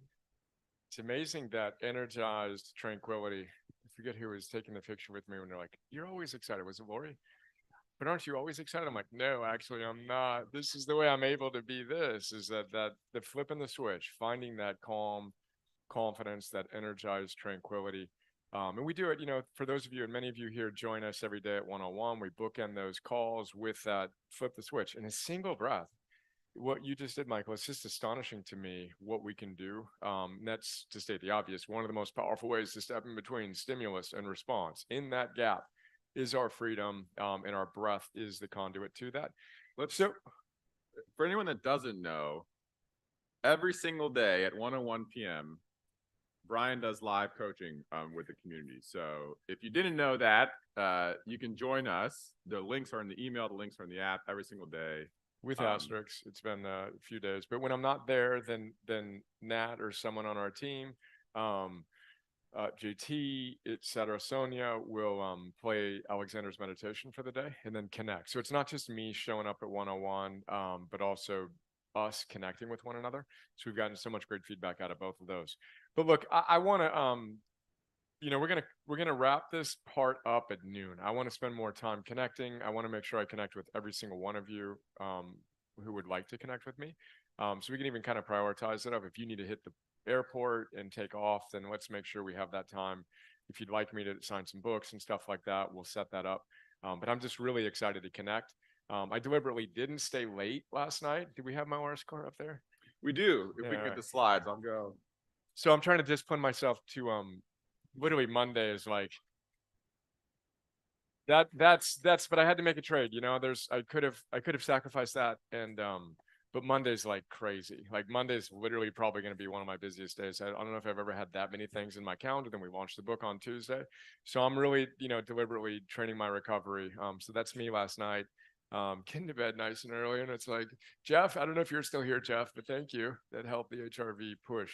There you are back there. But my point with sharing that is I want to make sure I connect. So at these events, you've heard me say, I'm earnest in, I want to connect with every single one of you. And I haven't taken the time I usually do to make sure that happens, but I want you to know you're important to me and I want to connect. So we'll wrap this up at noon. And then we'll have 2.5 hours, top secret, not so top secret, meeting with the head coach of U.S. men's national team at 2:30 to talk about what we can do. I'm going to talk to the team on Wednesday before they take the field on Thursday. So before dinner, let's go Heroes. It's going to be fun. I actually, in my journaling this morning, and I don't have that page of notes, but this is great. So we'll go to my journaling. Do you want to hit this guy? Let's hit this guy. So I do not need to read this, thankfully, but I do need to, and we do need to visually represent this. We have an open crowdfunding, and bless all of you. How many here are investors? Oh, bless all of you. Truly bless all of you. And I'm looking at all of you and thinking of all of you. It means so much to us to have your support in every context, for you to be here, to have bought as many books as you have, many of you, to have become investors in our movement means everything. But with the open round, we need to put this up. So I'm going to talk about things as I share my personal vision and our vision for the days and weeks and months and years and decades ahead. And I'm going to talk about things that are forward looking, to use the technical terms, all of which comes with huge 100 font bold asterisks of, I'm talking about a vision here, all the risks inherent to what we're doing, etc. That check the box, team? Yeah. Can we get a thumbs up from Patrick? We check the box there, Patrick? Is he in here? He's in the other room. All right, I got thumbs up flying around. So we'll go to the other slide first. So every morning, as you know, again, if you've been following along in the 101s, I spend 3 to 5 minutes journaling. I reflect on our strategic vision and my strategic vision. Now, science says that doing something like this, and I'm not saying you should do this, but I'm going to share what I do on a daily basis. And I literally do this every single day. I don't miss a day doing this. I prime my consciousness with that which I have committed to achieving in my life and over a certain period of time. But science says, Sony Lubomirsky, who is on the back of our book, by the way, which we're really proud of, who did all the research with us with the coach program and also helped with the corporate work. Oh, there we go, is right. Hang on, I got to take this off. Oh, got you. So there's Sonia, very beautiful, thoughtful note, who's become a good friend and just a wonderful human being and super supportive. But she says that this is one of the most robust ways to build your hope, is to take the time to envision your future. It only takes 3 minutes a day is what she says, 3, 4, 5 minutes a day. So we want to cultivate that hope muscle. So if you want to run an Ironman, you got to train. You can't just show up and do it. And it's going to take you time to get clarity on your vision. And again, this is my idiosyncratic expression. I'm not suggesting you should do this, but I want to share it as a model of what I do and take what works, throw away what doesn't, obviously. But do know that this is scientifically proven. It's a fundamental, foundational part of my own practice. I used to do it after my meditation. I now do it, and this is somewhat more. You guys impressed with my handwriting here? Is it more legible than the normal matrix, I've been told, script? It's usually matrix script because I'm like in my meditative posture and I'm like writing over here, just kind of like scribbling it, but I'm doing it for myself and then I share it. But I just want to walk you through it. But again, the intention here is I want to share it so you're thinking about you. So day one, what did we do? We framed it up. We talked about the fact that Areté equals heroic. And Hal Elrod just articulated that perfectly. The moment you express the best version of yourself, you are heroic. You don't need to wait until you achieve something way out in the future, and then you're going to be worthy of all the things. So that's the first thing. I write the little mountain here, which represents for me the Everest we're attempting to summit. And I want to have a coherent narrative for my life, which William Damon talks about, Stanford scholar on moral development and purpose. Dan Siegel talks about it as well. Coherence in your narrative. You want to be able to integrate your past with your present, with your future. And as Hal said, you better accept every single thing. I didn't want to even say anything after he was done because it was a mic drop. You don't say anything after that. You know what I mean? This is Phil Stutz 101, radical acceptance. And he was channeling Byron Katie, Loving What Is. You can tell he's reading that book thoughtfully every night. But we've got to have coherence in our narrative. So whatever's happened in your life to this point, perfect, truly perfect. And Phil does go so far, you got to love it. Love it. Like Eckhart Tolle, act as if you scripted it. Radically accept this is what you needed in order to become the person you are destined to be. The heroic gods have blessed you with all the perfect opportunities to become as strong as you can possibly be. But I draw that mountain to represent the quest. And then I draw that X in the middle. And again, I didn't want to riff on mediocrity with him, but it's a big theme in our work, as you know, and I'm seeing heads shake. It's one of the chapters in the book. So Areté means excellence. If you look up excellence, if you look up mediocrity in the dictionary, you will learn that the etymology of the word mediocrity is medius acris. It's to be stuck in the middle of a mountain, a rugged mountain. Medius acris, literally the middle of a mountain. So there are a lot of synonyms to mediocrity. Ho-hum, average, run-of-the-mill. It's actually funny. There's a lot of synonyms. Then you click on the thesaurus antonym. The antonym to mediocrity is excellence. Oh, interesting. Areté. So we can be a hero in the beginning. I draw that little dude at the bottom. That's the extent of my current illustrating skills. I did get into drawing for a while, and I do actually have more capacity than I thought, but that dude's got a big old smile. Joy is really important for me. There's a lot of joyless urgency that can creep in when we're so committed to being our best selves, and I'm not enough yet. And we're not looking at the gap in this moment, which should be joyful. That should be an amazing, I accepted everything, boom. Part of my practice is, and I'm not practicing my philosophy if I'm not, eudaimonic. If you're not joyful, that's a sign you're not doing it right, to put it directly. I forget who said it, Walter Russell. He says, a mechanic who knows cars can hear a car that isn't quite, and I have goosebumps right now, isn't quite operating. And they can actually detect which part of the car is not quite right just from the sound of a car. A car should sound a certain way. And he says the sound of a human being who is living in integrity, we would say, with their philosophy is joy. It's just the felt sense of bliss, that felt sense of joy. And this is why Joseph Campbell, who calls it bliss, says, if you have lost that, find it. Get back to that, because that's your sound that you're looking for. So if there's a gap in your joy in any given moment, your love for life, your love for yourself, your love for everything that you're up to, step back and pause and see what might be a little bit misaligned, if you will, or need a little bit of tightening. We want to work on that and know that joy matters. This is the whole point, Areté equals love for ourselves, for our lives, for the opportunity to be here together, etc. Easier said than done, obviously, but that's what I have, that guy right there. I got that X in the middle. I expect challenges. I eat obstacles like an energy bar. It's my number 2 love target. So my top 3 love targets are, I recommit to being with my beautiful wife. Are you back there? Or are you chasing kids? She's chasing kids. That's like her. 51 years is the goal. Obviously everything's 51 for me, right? But I recommit to being with her. I recommit to being best friends with my adult kids. I recommit to and imagine being their papa. I already imagine my kids having kids, and I want to be worthy of being their best friends and being their kids' papa. They're 11 and 6. But when I look at them and I think of them, I'm thinking what I'm doing with them today is going to impact that relationship. Gives me tears in my eyes. It takes me 3 seconds, if that, to do that. Boom. Let me recommit. But the second thing I commit to in my love protocol is eating challenges like an energy bar. So I expect challenges on a heroic quest, which is a really good way to make sure you don't get overwhelmed by them. Oh yeah, there's another one. Oh, there's another one. Perfect. I'm not doing it wrong. I'm doing it right. Now, again, I love pain, except when I don't. Oh, remind yourself, I love pain. Approach, don't avoid. Bring it on. I got to get comfortable being uncomfortable. So, but this is what all this means for me. And then I all of that, Areté equals heroic 51, 20, 51. As you know, every morning I continue to look down on my arm, and all day, every day I'm looking down on my arm. And hero, I see a world in which 51% of humanity is flourishing by 2051. And then I'll talk more about what's underneath that. But everything is that. So is what I'm going to do now helping that in my energy, my work, and my love. But a fun thing I've been doing lately is we've had a countdown for the book, as you know, with the launch coming up. It's 2 days now. Heart skips another beat. 2 days. What? Oh my goodness. Woo!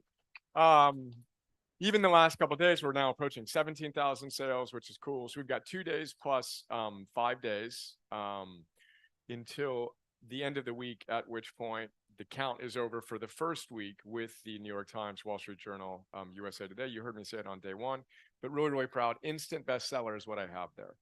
So now we've laid it all on the court. So we'll see. Now it's there's a few variables out of our control in addition to the number of books sold, but instant bestseller, New York Times, Wall Street Journal, etc. But I've been counting down to that for a long time. Like that's been all right. What do we got? What do we got? What do we got? And I'm priming that big 2051 vision. I want to bring that back. You guys have all heard me talk about the rubber band. the dynamic tension between your ideal future and boom, bring it back. So we want you to think about what your big goals are. None of us know how many years, let alone how many moments, let alone days, years, weeks, months, decades we may or may not have, right? Memento mori. Dear friend had to leave because his brother just lost his dear wife to an aneurysm. And oh my God, just the preciousness of this life. So we have that big vision. We pull it back to today. And I'm doing that now with the next day's goals, and then weeks goals, and then months goals, and then years goals, and then decades goals. And I'm trying to line up dominoes in my consciousness to see that what I'm doing now extends into the future. And it does something really interesting where I can be all in, as Phil tells me. You want to be all in on whatever you've said is most important, yet simultaneously not attached. And I remember when I first heard that from Deepak Chopra like 15 years ago, I'm like, geez, that would be amazing. What is that? Where you can actually be both. All right, well, you're all in. You're committed to being committed, is what Phil says. That's the most important commitment. To what? To living with Areté. The moment you do, you are heroic. The worse you feel, the more committed you are, etc. But it's been really helpful for me to take these near-term goals and to hold them in the context of something bigger. My stress is mitigated and alchemized when I can see a long arc. So that's why I'm doing the days, the weeks, the months, the years, and what you may want to consider doing. Because then you can show up with urgency today, knowing that if you can put enough of those days together, you can create a great life. And oh, by the way, you don't need to wait until you hit the goal to feel great. Because the moment you close the gap, goosebumps, you experience eudaimonia. Oh, and by the way, you're never going to be exonerated. So there's no there. So the next moment, are you closing the gap? Because if not, perfect. And when you don't, perfect. To practice your philosophy is to recognize you didn't and not shame yourself, but to say, perfect, needs work, let's go. Moment to moment to moment. 2 days and then 6 weeks. That's how many. So after we launch, there are 6 weeks until the end of the year. Now, this is where we all come in. You've been so supportive of the book, but that doesn't mean anything for you per se. But there are 50 days left between here and the end of the year. That should mean something to you. That you can do, you could do a lot in 50 days. 50 days is goosebumps. That's like a perfect amount of days. Maybe it's 49. I didn't do my math on it. 49, 50 days until the end of the year. So my question for you as you reflect on your own process is, what are you going to do? What fires you up? For us, we've got some goals with the book sticking in the top 10. We've got Coach Class 20 coming up, which is really exciting for us. We have over 10,000 coaches that have gone through our program. And we're very, very excited to have another 10,000 come through. Again, asterisk, we have an open crowdfunding round. This is ambitious. We want to double that in 2024. And then we're pulling it back and saying, can we actually get there with Coach Class 20? Not impossible. And we've got some things we're doing that are very exciting for us. So I remind myself of that. That's top 10 and XX represents Coach Class 20 for me. But what's inspiring for you? Happy people have projects. Happy people have targets. We need to focus your energy on something that fires you up and then align your energy on that, not someday, but today. So think about that. 50 days till the end of the year. What are you going to do? And then I push it out from days and weeks to months, 13 and a half months until the end of next year. January 1st, 2025. I think that's a really cool frame. 2025, where did that come from, right? Came up fast. What are you going to do between now, the end of the year, and the end of next year? Now we've got a longer arc that we can think about and get excited about. So how do you finish this year strong? Activating your heroic potential so you can make this the greatest year of your life and finish strong and create the momentum such that next year is amazing. What inspires you in your energy, your work, and your love? It's one shortcoming of the app, by the way. We want to have wildly important goals, tangible goals associated with your energy, work, and love. Right? Goosebumps. Because we kind of start character, fundamental identities. Who do you need to be in your energy, work, and love? What virtues do you embody? What specific behaviors are you going to engage in? But what are you aiming your life force at? What's your wildly important goal that makes it easy for you to say no to the distractions? It's missing in the app right now. So we're excited to insert that in there so you can see every morning, yep, that's why I'm going to show up as the most heroically energized, the most heroically productive, the most heroically connected version of myself. Then we go from 13 months in our unapologetic intent is doubling the business, just doubling the business impact, doubling the business coaches, doubling the business revenue. Goosebumps, tears in my eyes, boom, let's go. And I can feel the power of where we're at. Again, asterisks, etc. And then we've got months to years. 2030 is another frame. So there's 6 years until 2030, 13 months until 2025, 6 years until 2030. I like round numbers. That's a beautiful frame. And then all of this brings us to, and then of course there are 2.5 decades until 2051. And then you've seen me present this before in one way or another, almost certainly. 1 million equals 1 billion equals 1 billion. So Aaron, I think it was, asked me, yeah, this is exciting, but how are we going to reach normal people? Right? Which is a really important question. How are we going to reach normal people? You know, everybody here is fired up. You know, if you haven't noticed, we're kind of the minority in these times. But the way we're going to change the world from my vantage point is, I look down at my arm, and again, hero I see below the 51-20-51 is 101, and then 1 million. So my zero as you go down is me at 101. So independent of what you decide you're going to do in your life, we all have the same zero goal from my vantage point. We need to get your soul force to 101. There's no way you're going to activate your true heroic best potential unless your soul force is at 101. Whether you measure that in the app or not, ultimately is up to you. But that idea that you are showing up as your best, doing the things you know you could do to be your best, 101 and then 1 million. So my stair-stepped back tangible goal en route to 2051, which again is 25 plus years from now, is 1 million people. 1 million people in our heroic app, defined as in our heroic app, hitting 3 targets a day. 1 million people hitting 3 targets a day is 1 billion virtuous targets a year, or an ARV, annual recurring virtue, which is the primary measure of the success of our business ultimately, hit a year. It's my belief that 1 million people like us, who are so different, who are so diverse, and just expressing your genius in so many different ways, gets me emotional just feeling into who all you are and what all you do. That million at 101 makes a difference in the world. And we can measure that practically in our app with 1 billion virtuous targets. And then the billion, I'm unapologetic in my ambition as a CEO of a public benefit corporation. I think we need to win at scale. Actually, I know we need to win at scale. And prove that businesses run the way we're aspiring to run our business, like the heroes that I admire, succeed at scale. And so this is what 1 million equals 1 billion equals 1 billion means for me. Now, again, all that's nice and warm and fuzzy, but then I want to stretch it out against time again. So I write down literally every morning, 2024, 2025, 2026, 2027. I'm writing it down. So while I'm doing it, I'm like, give it time, dude. Give it time. Give it time. Make today a great day. 2027, 2028, 2029, 2030, and then I write day 1. Boom, and today's the day. And now I've got this coherence that I feel is inspired by my Damon and countless hours of crafting too, by the way. We've talked about this a lot, but this is, I have hit this rock so many times. That's the high level. So my question for you again is, what's your equivalent high level, idiosyncratically expressed? Then I go 0, 1, 2, 3. 0, again, is my soul force at 101. And this is universal. What do you need to do to get your soul force to 101? We're going to flip the page here in a moment, and I'm going to show you the back of this. And this is this morning's journaling that you're looking at. The back is much more important than the front. It's who I'm going to be in order to hit that. But you need the clarity of the targets in order to get the motivation for the back. So my soul force is at 101. When I draw a phi symbol, I've shared this a number of times, and many of you have probably heard it, but a phi symbol represents, which is that circle with the line through it. Of course, it's the abbreviation for phi, which represents philosopher for me, but it also represents our virtue compass. So the top and the bottom points of our virtue compass are wisdom and discipline. So when I write that, me at 101 equals phi. I'm thinking me, living with wisdom and discipline. No nonsense to be Mr. Rogers about it. When I was talking to the team, I told the kids to plug their ears and said a different word. But boom, be in integrity. Be the philosopher you say you are committed to being. Practice your philosophy as a warrior today. Then we got our own 1, 2, 3.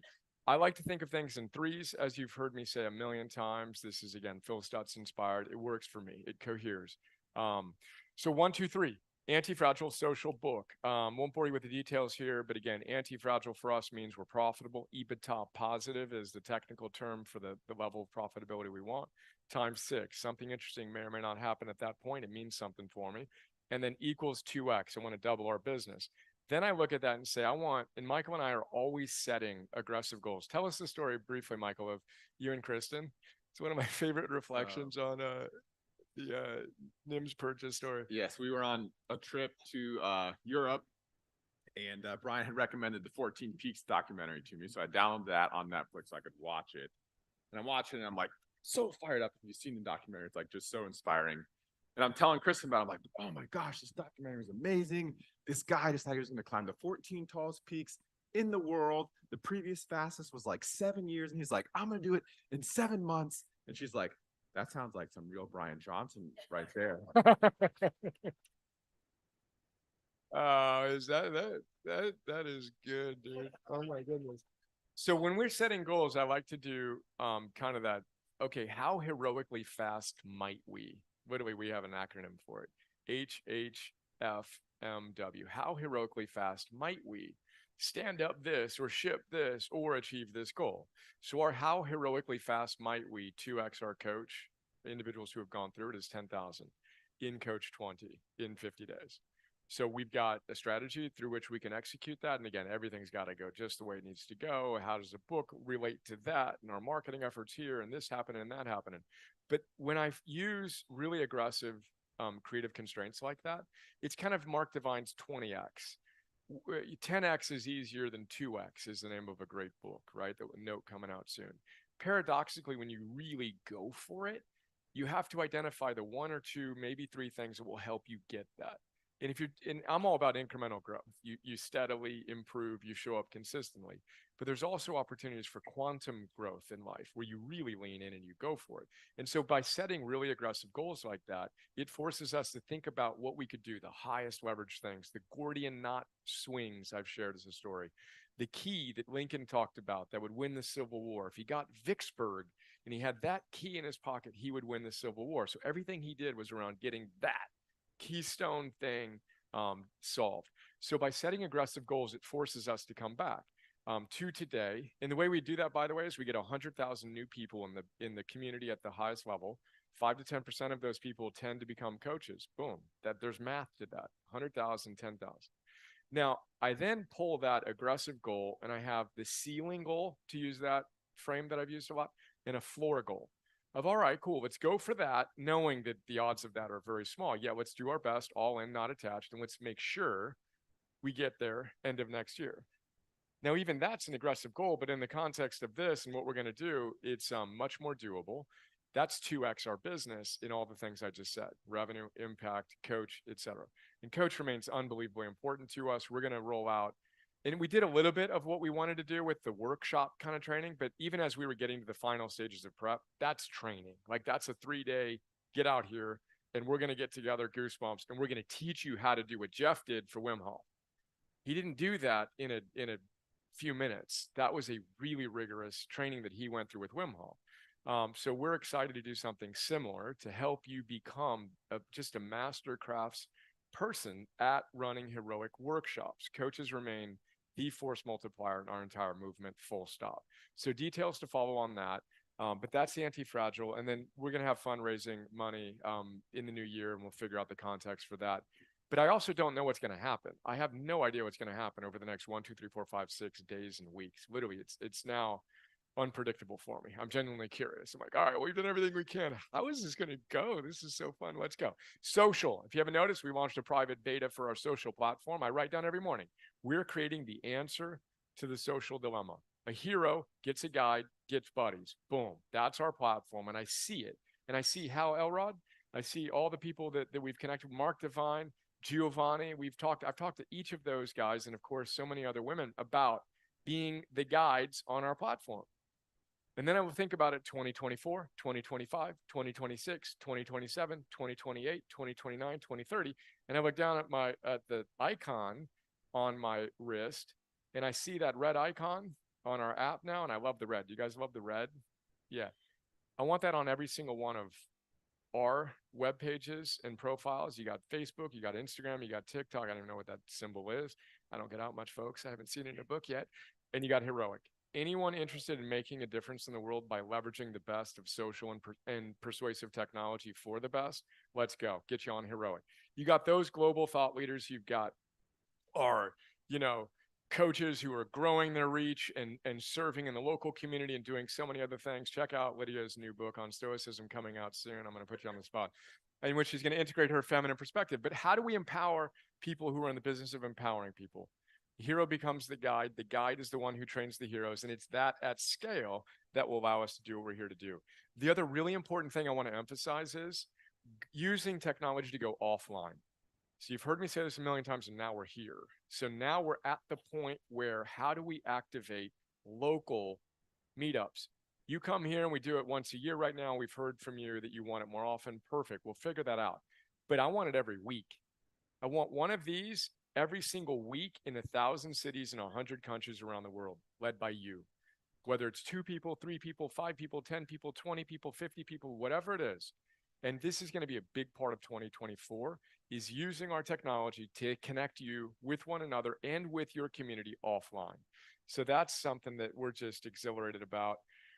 I'll pause there and then I'll wrap up with the book and the simmering, and then flip the page, and then we'll flip it to you to share what you're thinking with one another. Yeah, I was thinking about the social platform and seeing all of you on the social platform, and even the comments around this just feels different.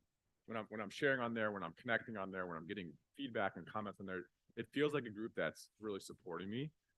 That's something that was really intentional. I'd love you to speak really quickly to that density and how important it is that you all are the ones that are setting the tone and setting the pace and setting the energy of that as we grow towards that, 1 million over 2030. So your energy is so important, and you've done such a phenomenal job of creating that space now, but maintaining that in the days, weeks, months to come. Yeah, so Ken Wilber, I'm a huge fan and student of Ken Wilber, and we met forever ago when I was running, Zods, the social platform that preceded this.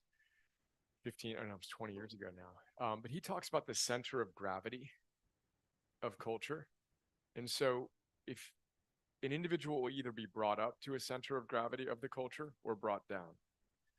So in our current culture, we're trying to push it, and we often feel pulled back to the center of gravity. Now, the center of gravity is important because there are people who are not at it who need to be pulled up to it, because everyone's on their, spectrum and stage of development. But what we want to do is, and what we are all individually and collectively trying to do, is push that center of gravity up. So people are talking about and thinking about these ideas more and more consistently. Now, in our social platform, what's you're feeling implicitly, that, but just to make it explicit, is the center of gravity on our platform is here. So you're not on TikTok, Facebook, Instagram, social-wise, or in your normal world, and navigating the mixture, let's just say, of vice and virtue, and you're having to you're feeling pulled down. Sometimes you're feeling inspired. It's like you're kind of feeling like you're dragging something that's behind your weight behind you. So it's very important to me that the social platform, it's not how fast it grows, it's how pure we are and how committed we are to preserving, the terms of use. It was Michael's idea. We were thinking about, anytime I celebrate you, I get tears in my eyes. He does so much. Give him another round of applause. Oh my God. So we were thinking of the terms of use, and I had these ideas. You got to enter the platform, like you're entering a place of worship, or you're entering yoga studio. There's different contexts. And his thing was, I commit to participating in this platform with wisdom, discipline, love, courage, gratitude, hope, curiosity. There you go. That's what it is. But that's really important. So we're not trying to grow as fast as we can. That's never been the game I played. I'm not going to start playing that game. We're obviously going to do the things to allow for growth. But right now, private beta, perfect. We've got X thousands of people hanging out, and we're getting the product built. We're getting the energy created, and we're going to be very, very, very deliberate in that. This isn't let's see how fast we can possibly grow. I'm not interested in those numbers. I've earned the gray whiskers. I want to create a community of people with high standards, remembering the fact that's the fastest way to change your life. But then again, going offline with that is going to be exhilarating. Is that what you're hoping for? So then there's the book. Of course, we've talked about the book. I mean, this is a book launch weekend, but I feel like we've talked about the book enough. I just want to thank you and celebrate you for your support. I do think we have a couple of fun stats, even from the last 24 hours, that we can look at. But, the intention with the book and why we're going all in on it is catalyzing the movement. So I believe that the book is it's a concrete thing. How funny was Hal on the oh my goodness. So more context to our standard for design and felt sense, and why Brian asked Hal if he licked the book is like we want it to feel lickable, like a you're like, oh, that is so beautiful. Like so the app, all the things that we do. So And it's Steve Jobs. So I put Steve Jobs behind John Mackey on my wall of heroes. I've got Emerson, Lincoln, and then the best, most heroic version of me, and then Marcus Aurelius, and then John Mackey, and then Joseph Campbell and Phil Stutz. But behind Mackey is Steve Jobs. So Steve Jobs' rule number one of his strategy was it has to be insanely great. And it has to be unbelievably beautiful. So you hire the absolute best designers. You make it feel different. Every single thing that Steve Jobs did, as you know, if you've read Walter Isaacson's biography of him, imputed what? It imputed excellence. It imputed Areté. Like there's tears in my eyes and goosebumps. I've never actually made that connection quite so clearly. But literally, you open the box and you're like, ooh, you want to lean in. It's a work of art. It's beautiful. There's something about it that you trust that. It's the moral charisma I'm talking about in the form of a physical product that he got. The back of a Macintosh and a computer is designed as beautifully that you'll never see it. Literally, they made it so you can't open it up, but it's designed as beautifully as everything else you see. So if you got a VIP box, who got a VIP box here? So we worked really hard on the whole thing. We wanted it to be something that you got it and you're like, what? Like, this is just different. And it imputes that excellence, that virtue, that Areté that we're so committed to doing. Now, of course, we don't hit that standard, obviously, every time, but we're really committed to that. And that's what this book was I wanted it, and I wanted it to be different. Like, I wanted it to feel in your hand, like the weight. I didn't want it to be obnoxious, but I wanted it to be like, oh, you literally feel the weight of it, the gravitas of it, yet at the same time, of course, being hyper readable, which Hal reflected back so beautifully. And then just to have that aesthetic, our team worked so hard. Michael and I designed everything. And again, he's just a ninja. I've got a kind of vision for things, and then together we've developed this style where it came together. The team did everything on the interior stuff, and it was such a team effort. And then our even just feeling it, we wanted it to have that tactile sense of all of the, what's the word for it? The compass ticks, each tick has a varnish on it. So as you rub as you rub your finger over that cover, you literally feel tick, tick, tick. The letters you'll see, ancient wisdom, modern science. Our Stephanie and the team at Blackstone, but literally went, and the original file that we had for this had a couple of letters that were just slightly misaligned. I'm talking like a millimeter. And it was literally, we were going to approve the final cover, and the team and I are looking at it like, wait a minute, that O is like a half a millimeter too high. And don't turn on, but if you look here, you can see this O is like just a touch. And so she went through, and every single letter is perfectly lined up against the circle, those tick marks on the back. Brian will look at a thing like this, and he will say, hey, it kind of looks like in discipline, that first line is not exactly lined up across. So we got the ruler out, zoomed in super far, like each line is perfectly straight, everything lines up. So there's truly attention to detail. The heroic was a little bit thicker. But the felt sense of like that feeling it, and to celebrate Blackstone beyond just the final corrections on the thing, that when I watched that video of the woman actually building it, and I've shared this before, and just that felt sense of seeing the team. One of our calls, we had 50 people, on their team doing their thing, and to see that woman coming through. But yeah, just. This is your book, by the way. I just noticed. This one. Oh, so, cool. Yeah. You know what? I felt naked this morning. I'm like, oh my goodness, I had a book, but it wasn't the book. I didn't even know that was it. So we would have been like, who's got Brian's book? My And no, goodness, I'm so happy. some folks need to sign it still. We'll have that at the signing table afterwards. But excellence in.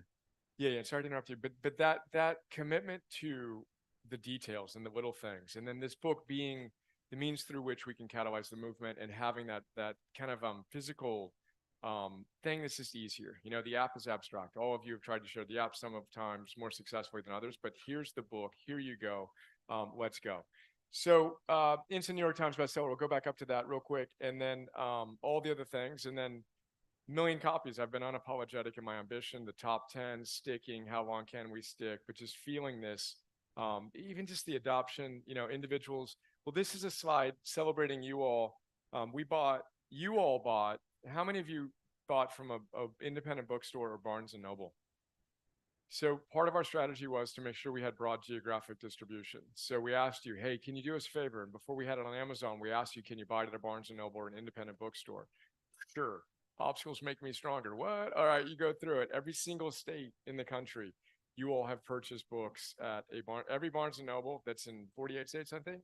You purchased a copy of a book. So we watched this thing get filled up with black and that heroic mark, which is important. Do we have the slide on where we are?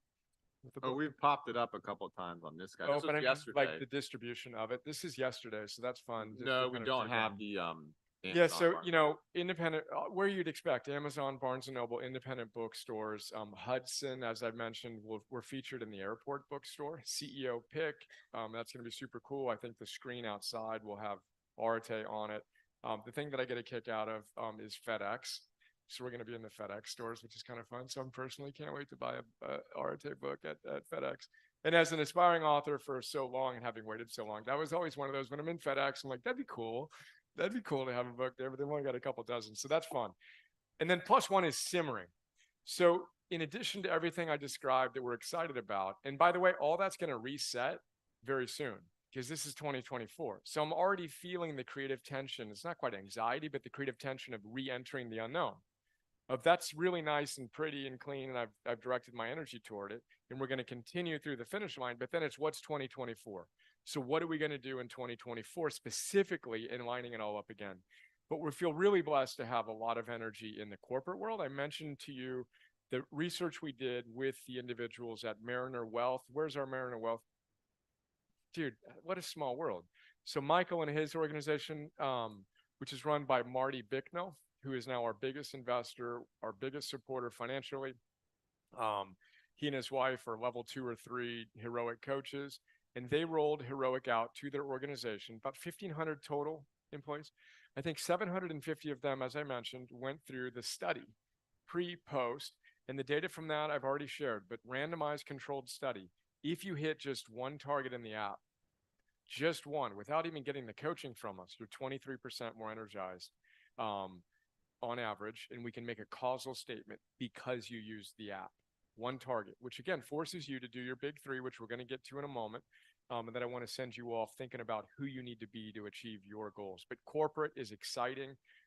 As I've said, I think that'll be the biggest part of our business. And even Aaron, that's a direct answer to the question. If we can take people who are in the 53rd percentile of flourishing, you know, Michael's here. I don't know how many other people at Mariner Wealth before they knew about us were into self-development in general, let alone had heard of us. So to be able to take, quote, normal people, and of course there are no normal people, but normal people as measured by a scale of flourishing, 53rd percentile is literally the definition of average. It's 53rd percentile, right there, normal. To take someone who had never heard of us from the 53rd percentile to the 70th percentile in 30 days with 4 one-hour coaching sessions plus the app is significant. And I think that that's actually the way we're going to change the world most directly, to take people in a normal corporate environment and to be able to serve them in a way they hadn't otherwise been served. And by the way, we didn't just do this for the team members, but for their families as well. So it's a really exciting aspect of our business that I believe will grow in 2024, 2025, 2026, 2027. I think it'll be the biggest part of our business by 2030. One of the things we talk about is a company I admire is Accenture. So I worked for the old Arthur Andersen, which was, you know, pre-Accenture. They work with 91 or something like that of the 100 biggest companies in the US. That's exactly my standard. Can we serve 90 of the top 101 countries in the US through tools that have already been scientifically proven to help people flourish, moving from theory to practice to mastery? Again, asterisks, et cetera, but that's the vision. Corporate is simmering. Military, Tim, are you still here? Stand up, please, hero. Tim, West Point grad, Army, serves now leading the ROTC division at Loyola University in Washington, D.C. I'm honored to give a presentation. We're honored to be serving their cadets. How many cadets we got? 88? 88 cadets. Their slogan is "Paws Up." It's their motto, kind of playful thing. 88 of them got Areté. So we got this great picture of all 88 of them holding up Areté. They're going through the exact same study that I just talked about from the ROTC cadet vision. We're going to be hanging out together in DC on December 6th. I'm doing a talk with Rear Admiral Mike Manazar, who wrote Learn How to Lead to Win, phenomenal, beautiful human being, and Brittany Loney, who does some elite cognitive training with a bunch of different frontline individuals. So can't wait to be there with you and to serve your community. We feel blessed to serve the cadets and staff and faculty at West Point. As you may have heard me share, we have some things in work with the Special Forces Command and some other stuff I can't share publicly that we're really, really excited about. And I should say on this front, I've shared it in the one-on-ones on occasion. Phil Stutz, and I have talked about this a lot. And he says a lot of people will, a word I don't use in public, but will poop emoji you regarding what they think about you, right? They're kind of BS you, right? On, yeah, that's great, not the military. It's life and death. You've either met their standards or not. There's absolutely none of that in this world. So to have the respect of the individuals that are serving and protecting our freedoms means the world to me. And then to serve them, and you've heard me say it a million times, I felt that I had a lot of highlights of the weekend, but our opportunity to serve our veterans meant a lot to me. That was very, very emotionally powerful for me. So to serve the individuals who are protecting the freedoms on which our flourishing is so dependent means everything to me. From the ROTC cadets to West Point to we're in discussions with the Naval Academy as well. And then we've got the Special Forces, we've got General Army and Navy, and then VA. Seeds planted across each of those. By 2030, my vision is every single cadet, every single active service member, and every single veteran and their families being served by heroic military. Again, next 6 years. And that's important. I mean, even Scott Parsons, who was the individual with a friend of mine who will remain anonymous, who helped lead, gets me emotional there. The West Point integration, character development at West Point, there's just war. There's a right way to engage in war, and it's obviously a very nuanced conversation, but we've got a lot of work to do, and to continue to, his PhD was on the virtuous soldier. So to be able to take these ideas and to be able to help not just those within the military at every level, but leaders in general embody more and more of these ideals in their own idiosyncratic ways, it matters. So then we got that, we got sports. This is going to be super quick interjection. What's up? Oh, I left my thing over here. Bri, can I send you to the hallway for like 2 minutes and then share a quick Sean Casey let's go to prompt that while you go hit the hallway? What do I need to do in the hallway? Someone's waiting outside to say hi. That hat literally has 2 minutes. Oh, perfect. Let's go. Yes, I think so. So, well, we'll get it up. Calman, will my iPad play audio or do I need to send it to you? I'll send this video to the group thread with Derek and John on. Give it up for Derek and John again.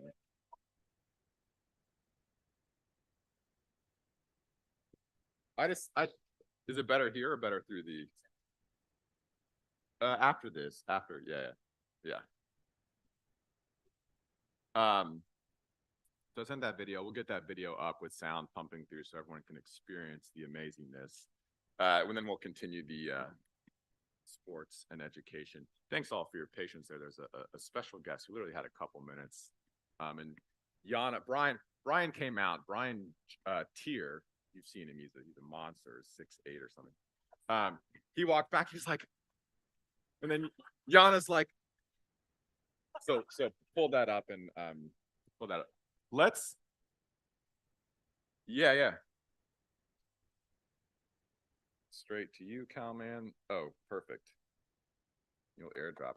Thank you, technology. By the way, I've just been playing with this coin. I don't know if everyone has a coin in the VIP boxes. What's up? I'll tell you. You will get it. I promise. It's on. So, staying on the sports chain, Patrick sent some boxes to some folks who really want to keep private anonymous. And he had something like 30, 35, 40 boxes. And it took him like 8 to 9 hours to get all the labels printed and on the boxes, and shippers got a picture of him in like the wagon taking them to the FedEx office. So 35 boxes took one man 8 to 9 hours to execute getting those shipped. Our team at Blackstone has shipped out 1,500 boxes all around the world. Each of those boxes has a different size t-shirt in it. So they are literally matching who's the person, what's the t-shirt size. Some of them had handwritten notes for some of the early boxes at a certain level. Brian written handwritten notes. So every single one of those had to be matched in the right way. So it's a logistical, just wow. So anyone that's been waiting on their box, apologies. I promise we will get it to you. And we can also check with the team. We may be able to do something now. And we're good with the video. So we've been teasing this thing all weekend. Let's see if we can get a 16, but my goodness, he is polished, and he seems like he's ready for the big stage.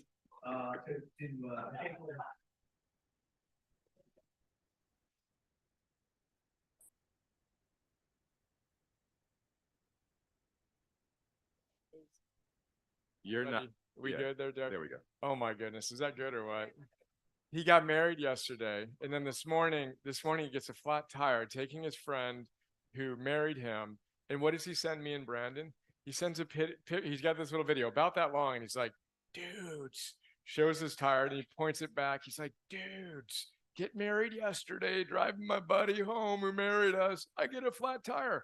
Literally, it's like, I'm like, I love this guy. That's how it's done. Hey, I've got a new friend here, Joe Polish, I want to bring up real quick. You may know Joe. It sounds like a lot of you know who Joe is. So Joe is just an extraordinary human being. We met years ago at via Joe DeSena at a Spartan World Championship.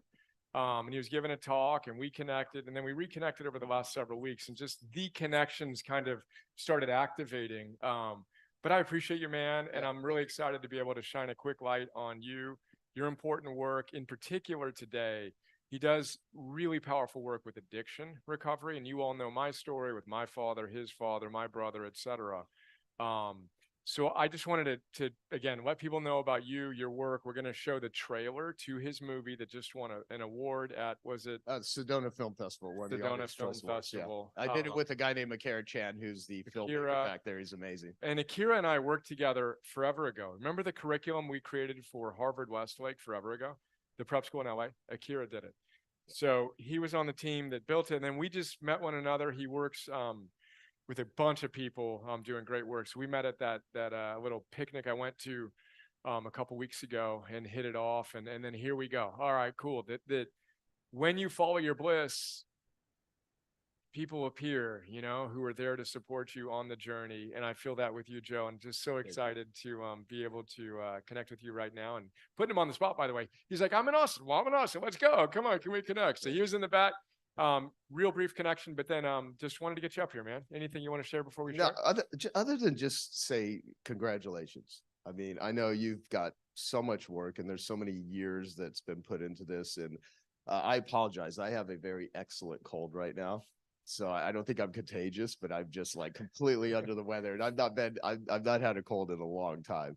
And it's pretty interesting. And I had a friend that was getting married out here in Austin. I didn't even know if I'd be able to make the wedding, but really important friend. So we flew out, me and my partner, Cherie, and here we are. And you're doing this. I'm like, can I because I have to fly back on a flight in a few hours. I was like, can I come here and just say hello, make an appearance? So yeah, I'm just an entrepreneur, and I'm a guy that spends about half my time helping people that struggle with addiction. And so we've had a text message back and forth with some of your upbringing and things in your life.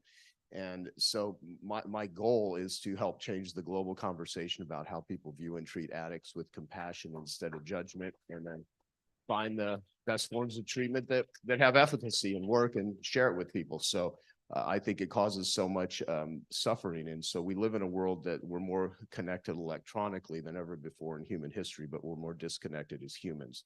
And so part of it is, I think everything that I try to do in my entrepreneurial life is about connection.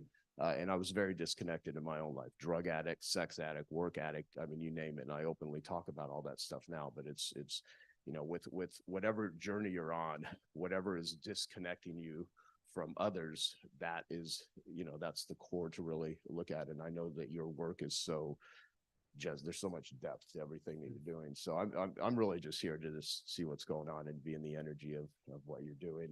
And it's awesome. Oh, dude. Well, I appreciate that. And again, our mission is, you know, the hero becomes the guide.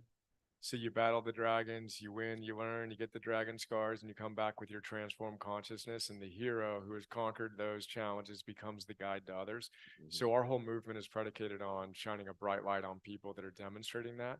So to be able to be here with you today, and then to share your trailer now, which I think we have ready to go. Team, is the trailer ready? So I want to share the trailer. When does the movie come out? Give us a Well, quick- so here's the thing. So me and Akira have not determined, because we're expanding it right now. It's a 34-minute short film called Black Star. It's something that I created back in 2015 called Artists for Addicts, to let art be a force for good. And so it features our very first art piece, which is called Black Star, that was done by an artist named John Butcher, who's a friend of ours. So we don't know yet, but we are happy to do a private screening at any point in time. Oh, dude. Because I just sent him the link to with a password and watch it, and then you decide. Oh, if you well, wanna- I can tell you already that that's going to be powerful. but And it's a really powerful film, and so yeah, we'll show the trailer.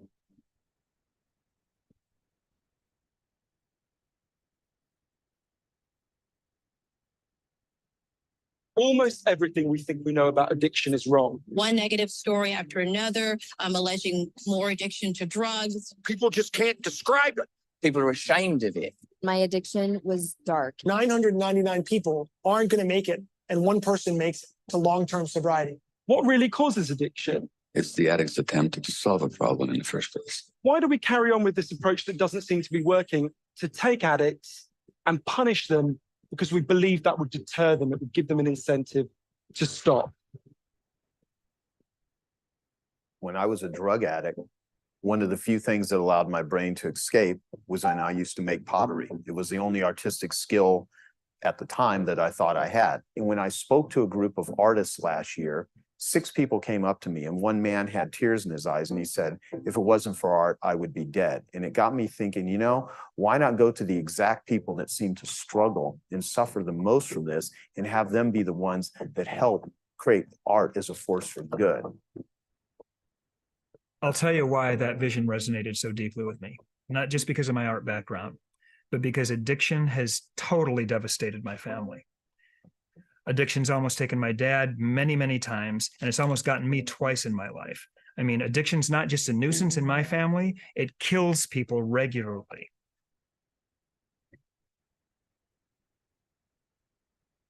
All addictions are ways of trying to solve your problems from the outside.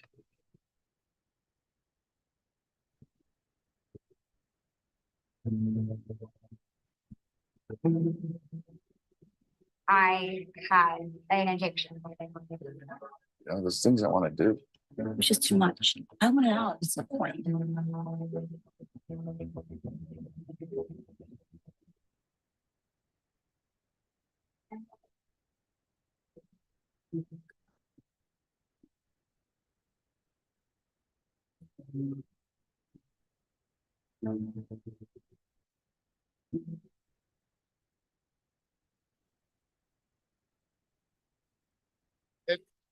And I'll just say so David Bowie's last album was Black Star.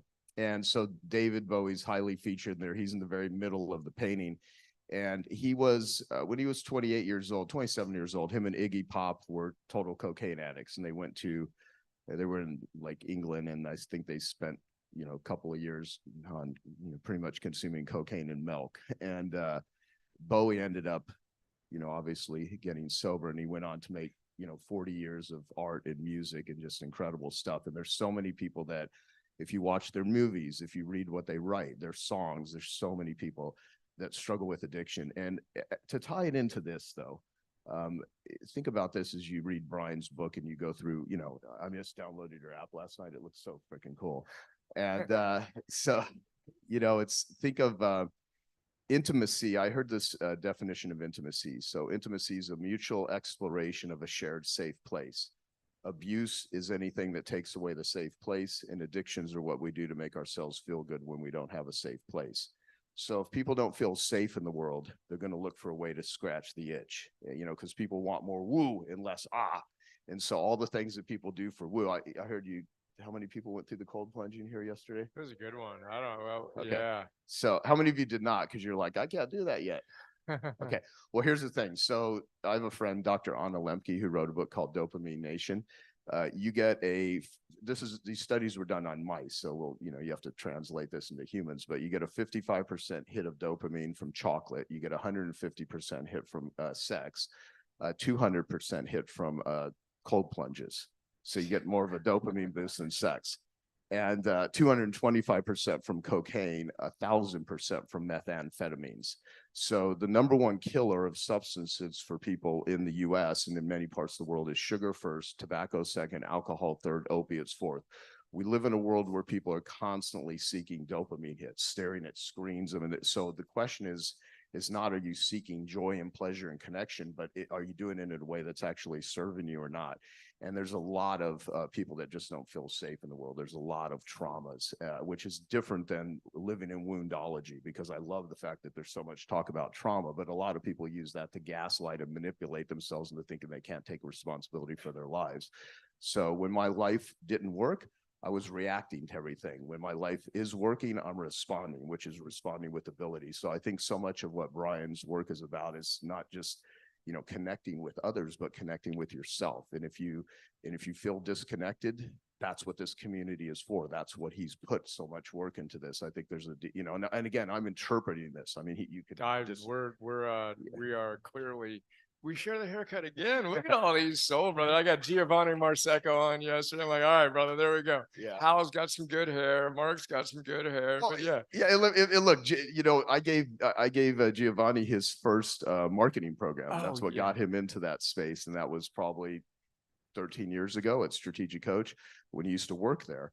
And I've done a book with Hal Elrod, The Miracle Morning for Addiction Recovery.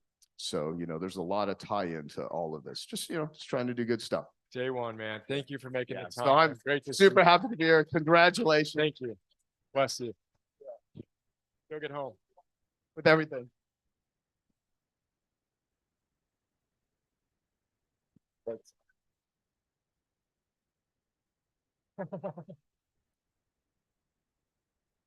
Have recovery. Have recovery. Yeah.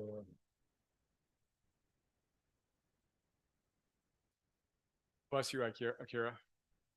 So good. Thanks for stopping by. Teamwork makes the dream work, huh? All right, cool.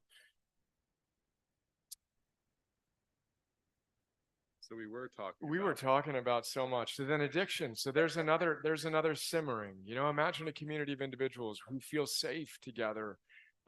This is exactly what we're creating here. Again, online, offline, etc.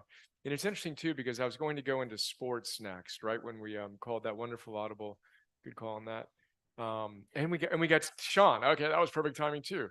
So meeting with, my new friend Greg here, John Herdman, we've got a ton of other things in the works. NCAA championship teams have been using Heroic for a long time, Philosopher's Notes before that. But a lot of what I'm doing is trying to help my dad. So, again, I'm asked a lot, like, who are you writing for? Like, why do you work so hard? And there's a level of how could I have reached my dad? Like how, because he wasn't into this stuff. He's way too busy. My father worked in a grocery store for 39 years, and good man, good conservative blue collar guy. And he wasn't in this world. So how could we meet him in the world in which he lived? In his corporation, one of the largest grocery store chains in the world, his union there. I mean, there's a lot of ways in through the corporate side of things, right? Military, my dad served in the Navy. He enlisted at 17. He barely made the weight requirements. Got it from my dad. A real lean guy, serves in the Navy. Shoot, what if we could have been serving the individuals who led him with heroic military? That could have been a way that could have changed his life. And again, I wouldn't change anything with my life. But when I think about it creatively, I think, well, that would have been an interesting way to serve them. So let's serve everybody in the military, because these guys, and men and women, and you look at who's serving now, it's disproportionately skewed. And that's a whole nother conversation. We got to find ways to serve them. Then you get to sports. My dad was really into sports. Unfortunately, my dad and I didn't have a lot of conversations. And when we did, it was him profile, watching TV. And what was he watching? Sports.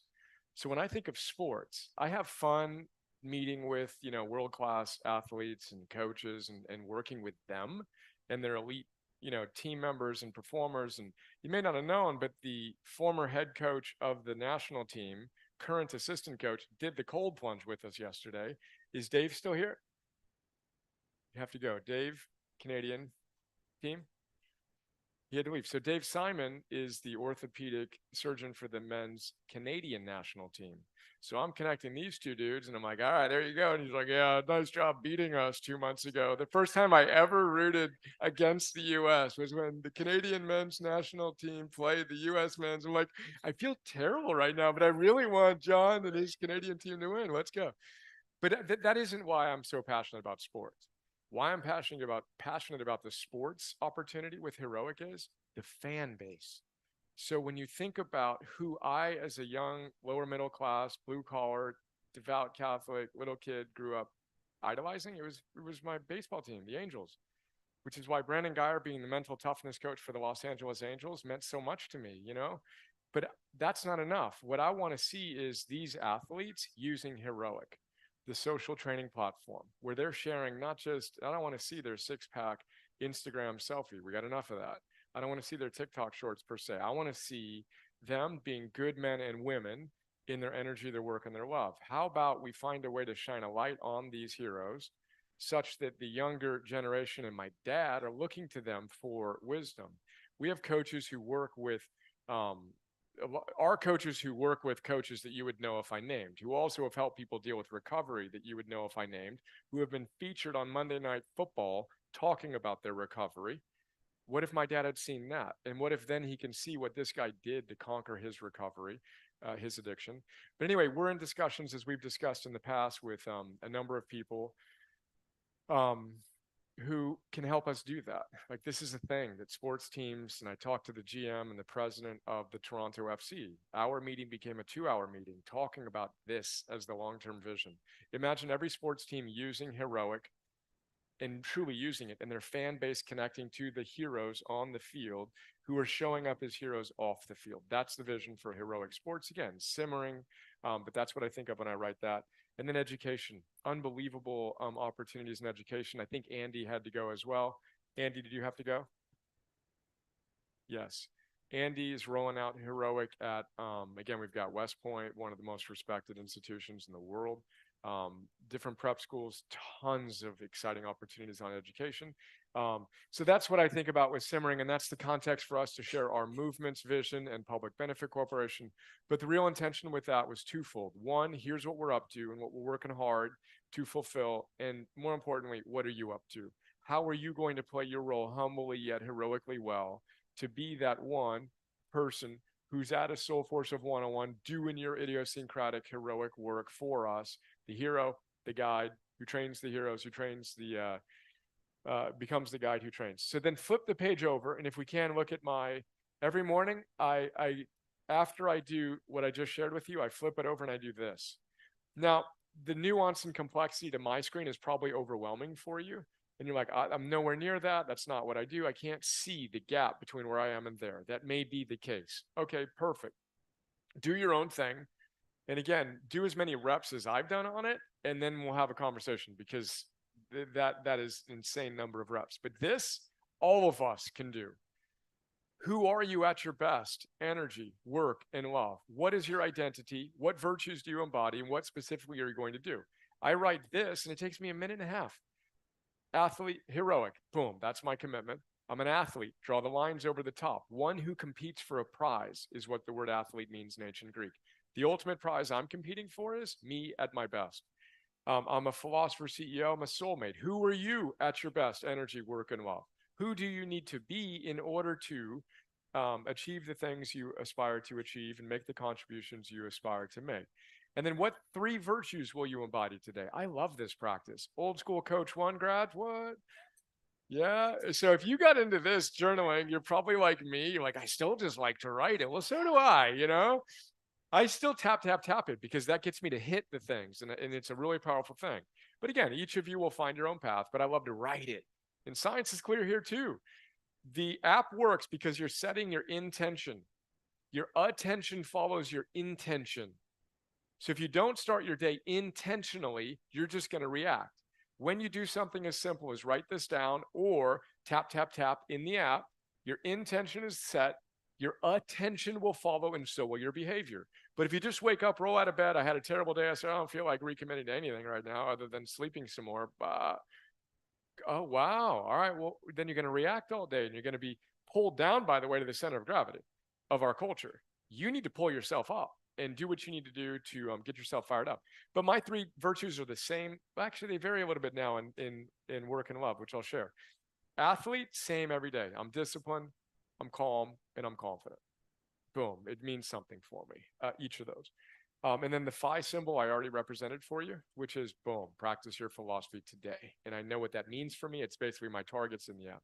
And then philosopher CEO, I put joyful as my primary virtue in work before fiercely ambitious, which means something too. But I want to bring joy to what we do. And I want the team to enjoy what they're doing. I want them to feel like we're winning. I want to celebrate all the hard work we've put in and are doing now. So that shows up in both my work and my love. And then I'm fiercely ambitious, which is my Abraham Lincoln. Every time I write that down, I think of Abraham Lincoln and Jim Collins. So Abraham Lincoln as Doris Kearns Goodwin. It's my favorite all-time philosopher's note, Leadership by Doris Kearns Goodwin. I'll make that statement right now. It's my favorite. It's tied for first as favorite book, but it's my favorite note, the one that I've read the most. So she talks about Abraham Lincoln, Teddy Roosevelt, Franklin D. Roosevelt, principally. And they're very different leaders, who rose to the times and they showed up. And she said they're unbelievably different. They had different socioeconomic backgrounds. They expressed themselves differently, charismatically or not.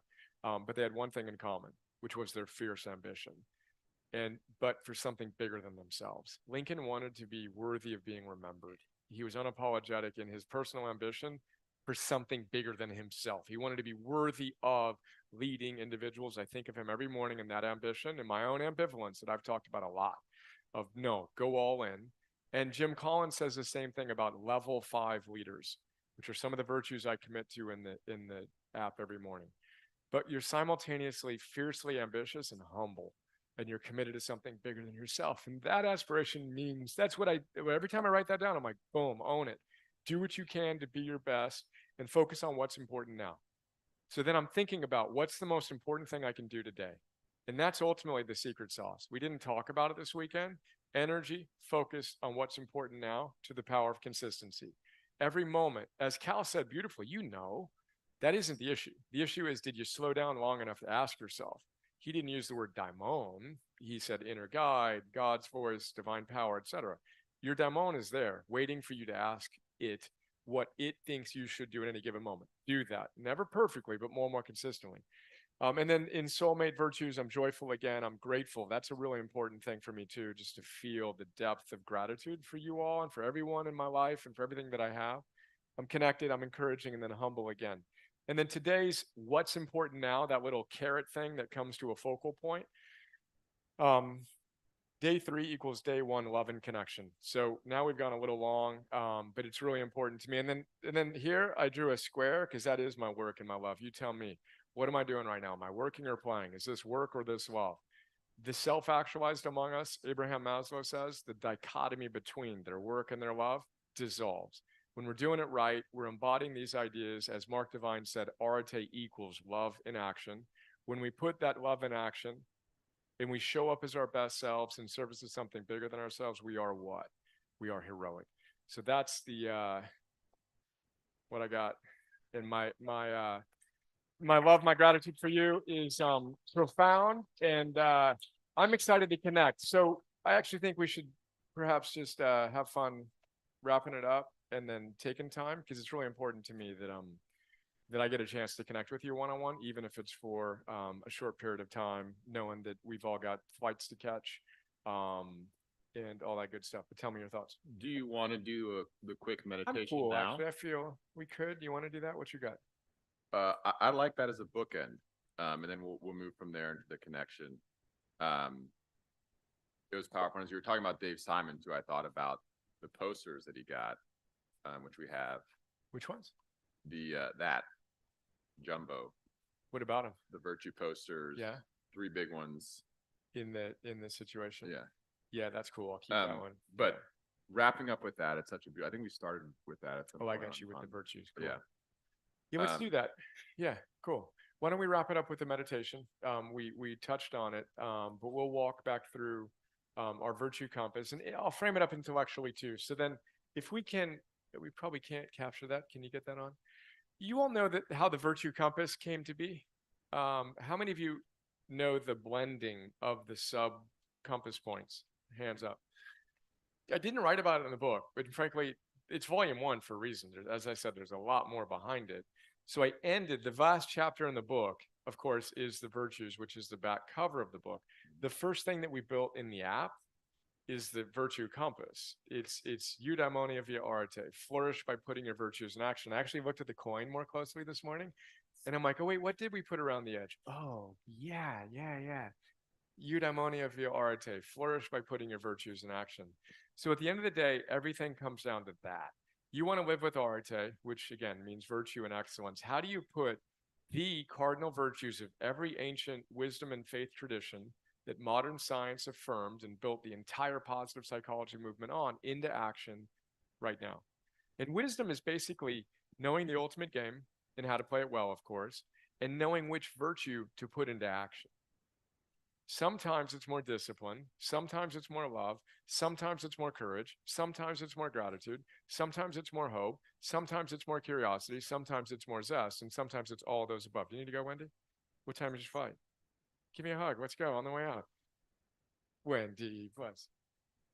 All right. Travel safely. Yep. We do love you, Wendy.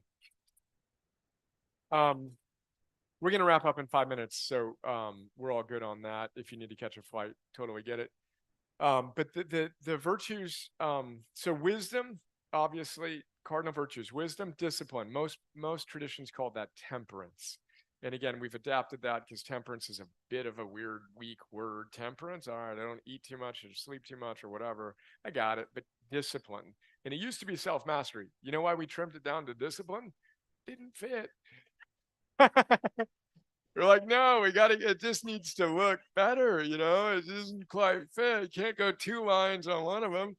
Discipline. We also changed the declaration, and we love Phil just so dearly. The old declaration was a little bit less Heroic, a little bit less heroic, a little bit less us. So change the declaration. So we've got a new declaration there. Discipline. I forge anti-fragile confidence with every action that I take. And even that was so beautifully iterative between Michael and I that we had so many permutations on that. What is it? How does it go? And I remember some epiphanies in the cold plunge, by the way. I get great ideas.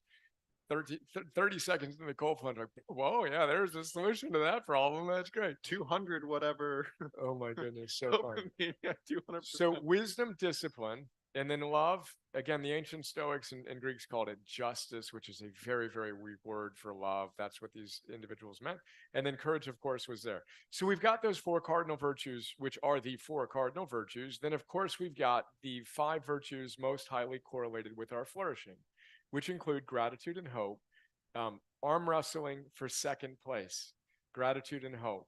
You cannot be simultaneously depressed and either grateful or hopeful in that moment. It's not possible. And again, it's more nuanced, but in that moment, can you be grateful? Can you be hopeful? And then, of course, we've got curiosity, being open to life, and paying attention to what's working and not, et cetera. And then zest, which I repeat, is the #1 virtue most highly correlated with your well-being. But just, the blending of this, I like a lot. It will be in volume 2. If you look at that, and we were trying to place it, and we actually got it wrong the first time, and we moved around the order as well. Michael had an intuition that was right. Took me a year to see it, and we moved around one of them subtly, and it switched. But we preserved the kind of blending here. So when I was trying to figure out where to put, and we were trying to figure out where to put each sub-virtue, I realized that, you know what? Wisdom and courage, when you have the wisdom to know the game you're playing and the courage to be willing to act in the presence of fear, you have hope. That's what it is. And it needed to be up and to the right, which is why we moved it in that position. It used to be on the other side. And then you look at courage blended with discipline. So now you're committed, Goosebumps, to forging antifragile confidence, doing what needs to get done, whether you feel like it or not. Well, that takes a lot of courage to look at what's working and what's not. That's the virtue of curiosity. If you don't have the courage to shine a spotlight with compassion on what's working and not, then you won't cultivate the discipline you need. So that's why curiosity got locked in there. And then wisdom and love. When you truly know the ultimate game and you love your life and everything in it, you have gratitude. So that is where that blend came from. And then finally, when you demonstrate that love for yourself and for life with the discipline to show up and do the things you need to do, you get that zest. So that's kind of the architecture of the Virtue Compass. Volume 2 coming in a few years, not soon. and so, you know, too, the idea here is I want 5 volumes. So I want, God willing, God willing, 51, 2051, 25 years. I mean, this is every 3 to 5 years. So I'm going to get back to new plus ones is the current intention, and I'm going to keep on doing my work. My craft is I study, I integrate ancient wisdom, modern science. I do my best to craft my ability to teach, to embody, and to empower. But 5 volumes of 451 degrees is 2,200 degrees. That's a forge. So that's the vision that we have and why we put volume 1 on this guy. But that's not happening anytime soon. We got some work to do between here and there. But with that, let's connect. Anything else you want to segue before we do the meditation itself? Connect to ourselves is what I was going to suggest. Ourselves. Thank you.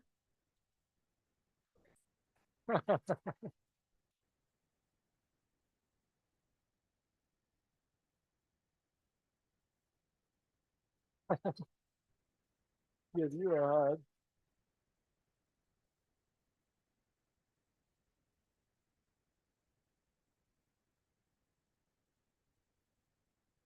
That's all. What do you got behind that, dude? I'm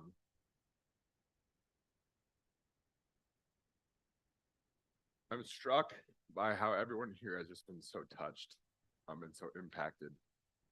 And you shared with the team, this week about reaching back to how could you have impacted your dad and the different ways to do that. And many of us have been at times your dad in different ways, and you've reached us and you've touched us. And this book and this willingness now to shift your identity. I know Giovanni's talking about identity forging, creating a new identity. And you, over the past couple of weeks, you and being willing to get this book out, all of you and being willing to take this book and use it to impact your communities as a result of having been impacted yourselves. And felt this work. And every single person here has been changed.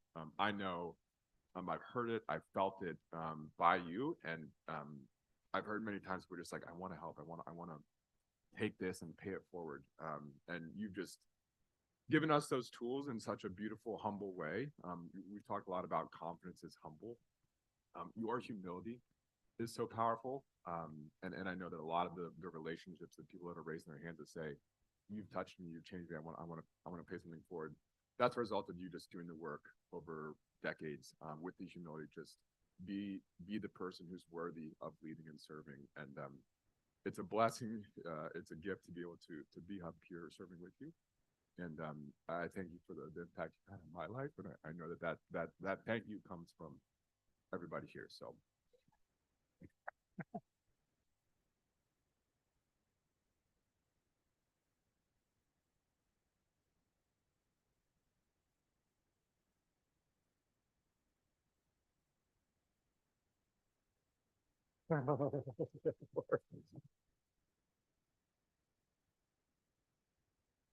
Bless you, brother. Well, to state it again, I don't do what I do without this guy. So I'm going to give him another opportunity to feel your love, truly. And he's done everything for our business. As you may know, he was the chief of staff, was kind of the title that we had for a while, but he's been running the business for a long time. So Michael's now our president and head coach of the business. And he's done such a phenomenal job just running the show. I write for my dad, I write for Wendy, I write for Khaled and Osman, but this guy that is the living example of what a life of full commitment to his energy, his work, and his love, and just what that looks like. And my favorite moment of the weekend, tied for first with this right now, is a moment Michael and I had as I was getting ready to go home and go put myself in bubble wrap to get a good night of sleep. Well, he came back and did everything he needed to do. Was just celebrating him and his power and his humility. You know, he stands behind me and he does what he does and shines a light on me the way that he just did. But your fierce, fierce, fierce commitment to me, to yourself, to your creator, to giving your gifts and greatest service to the world, to your beautiful girls. It inspires me every day, dude, and to be worthy of you. You know, the part of the book I'm most proud of is the end of this book. The last thing that I wrote, two last things were the intro chapters with Emerson. That was the hardest thing. How do you introduce this idea? And then the acknowledgement. And thanking you, dude. Frankly, I didn't get emotional. I felt everything else, but you and your fierce commitment and what you do to allow me to do what I do means so much to me. I feel so blessed to have your support. And day one, dude, the fun's just begun. So give it to Michael again, please.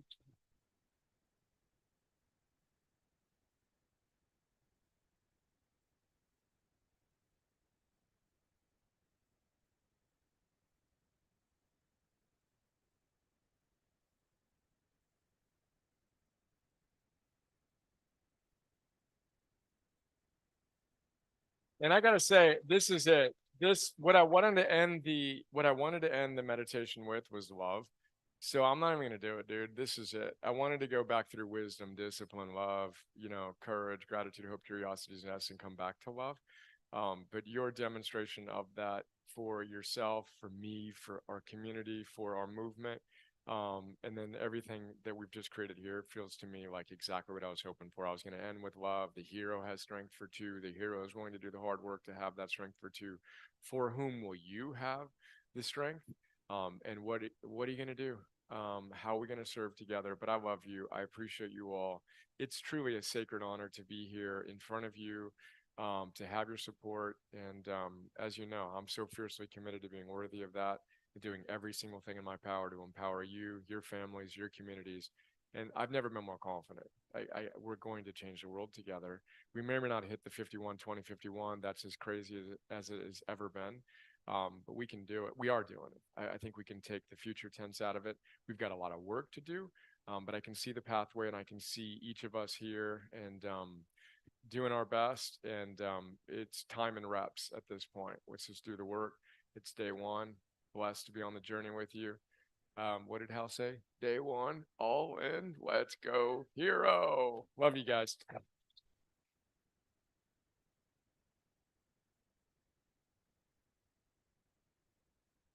I do want to get this tattoo picture. So if you have, oh, let's go. That's the way to end this. This is it. Oh, here we go. Here we go. Here we go. Yes. Dance party. Of course, we're going to dance party it. All right, we're going to get some music. And then again, I'm going to park myself somewhere and then let's connect. I'm going to grab a quick bite so I can go until you need to go. But I've got until 2:30, about 2:15. Can the tattoos come up while we start the dance party? Can I get a kiss? And can we celebrate Alexandra? Yes, please. Come on.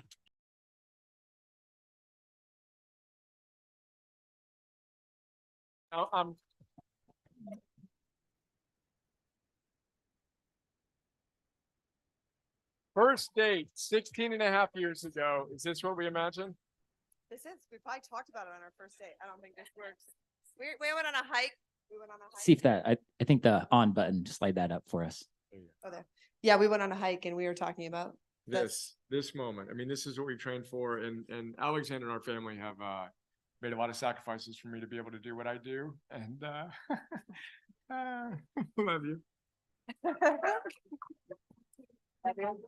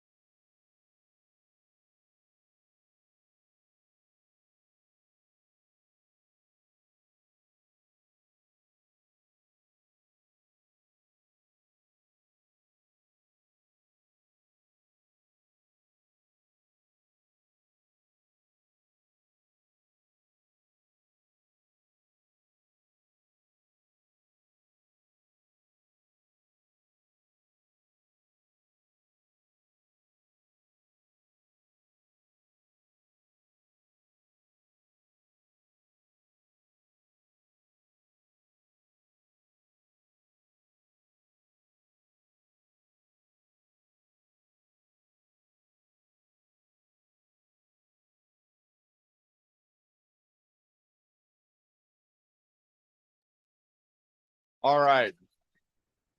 So Octavio pop up there. Brian's gonna be signing in the hall. So the table in the hall. If you brought your book, please bring that. If you forgot to bring your book, please don't hurt your foot more. If you forgot your book, find a team member. We have some. We don't have enough for everybody to get another book.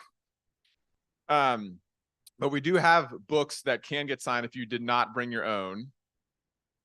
Table in the hall, and then we have this space until 2 o'clock. So you're welcome to continue connecting in here. Again, anything lost and found will also be at that table. But Brian will be parked at that table outside. And Roger, is Roger here still?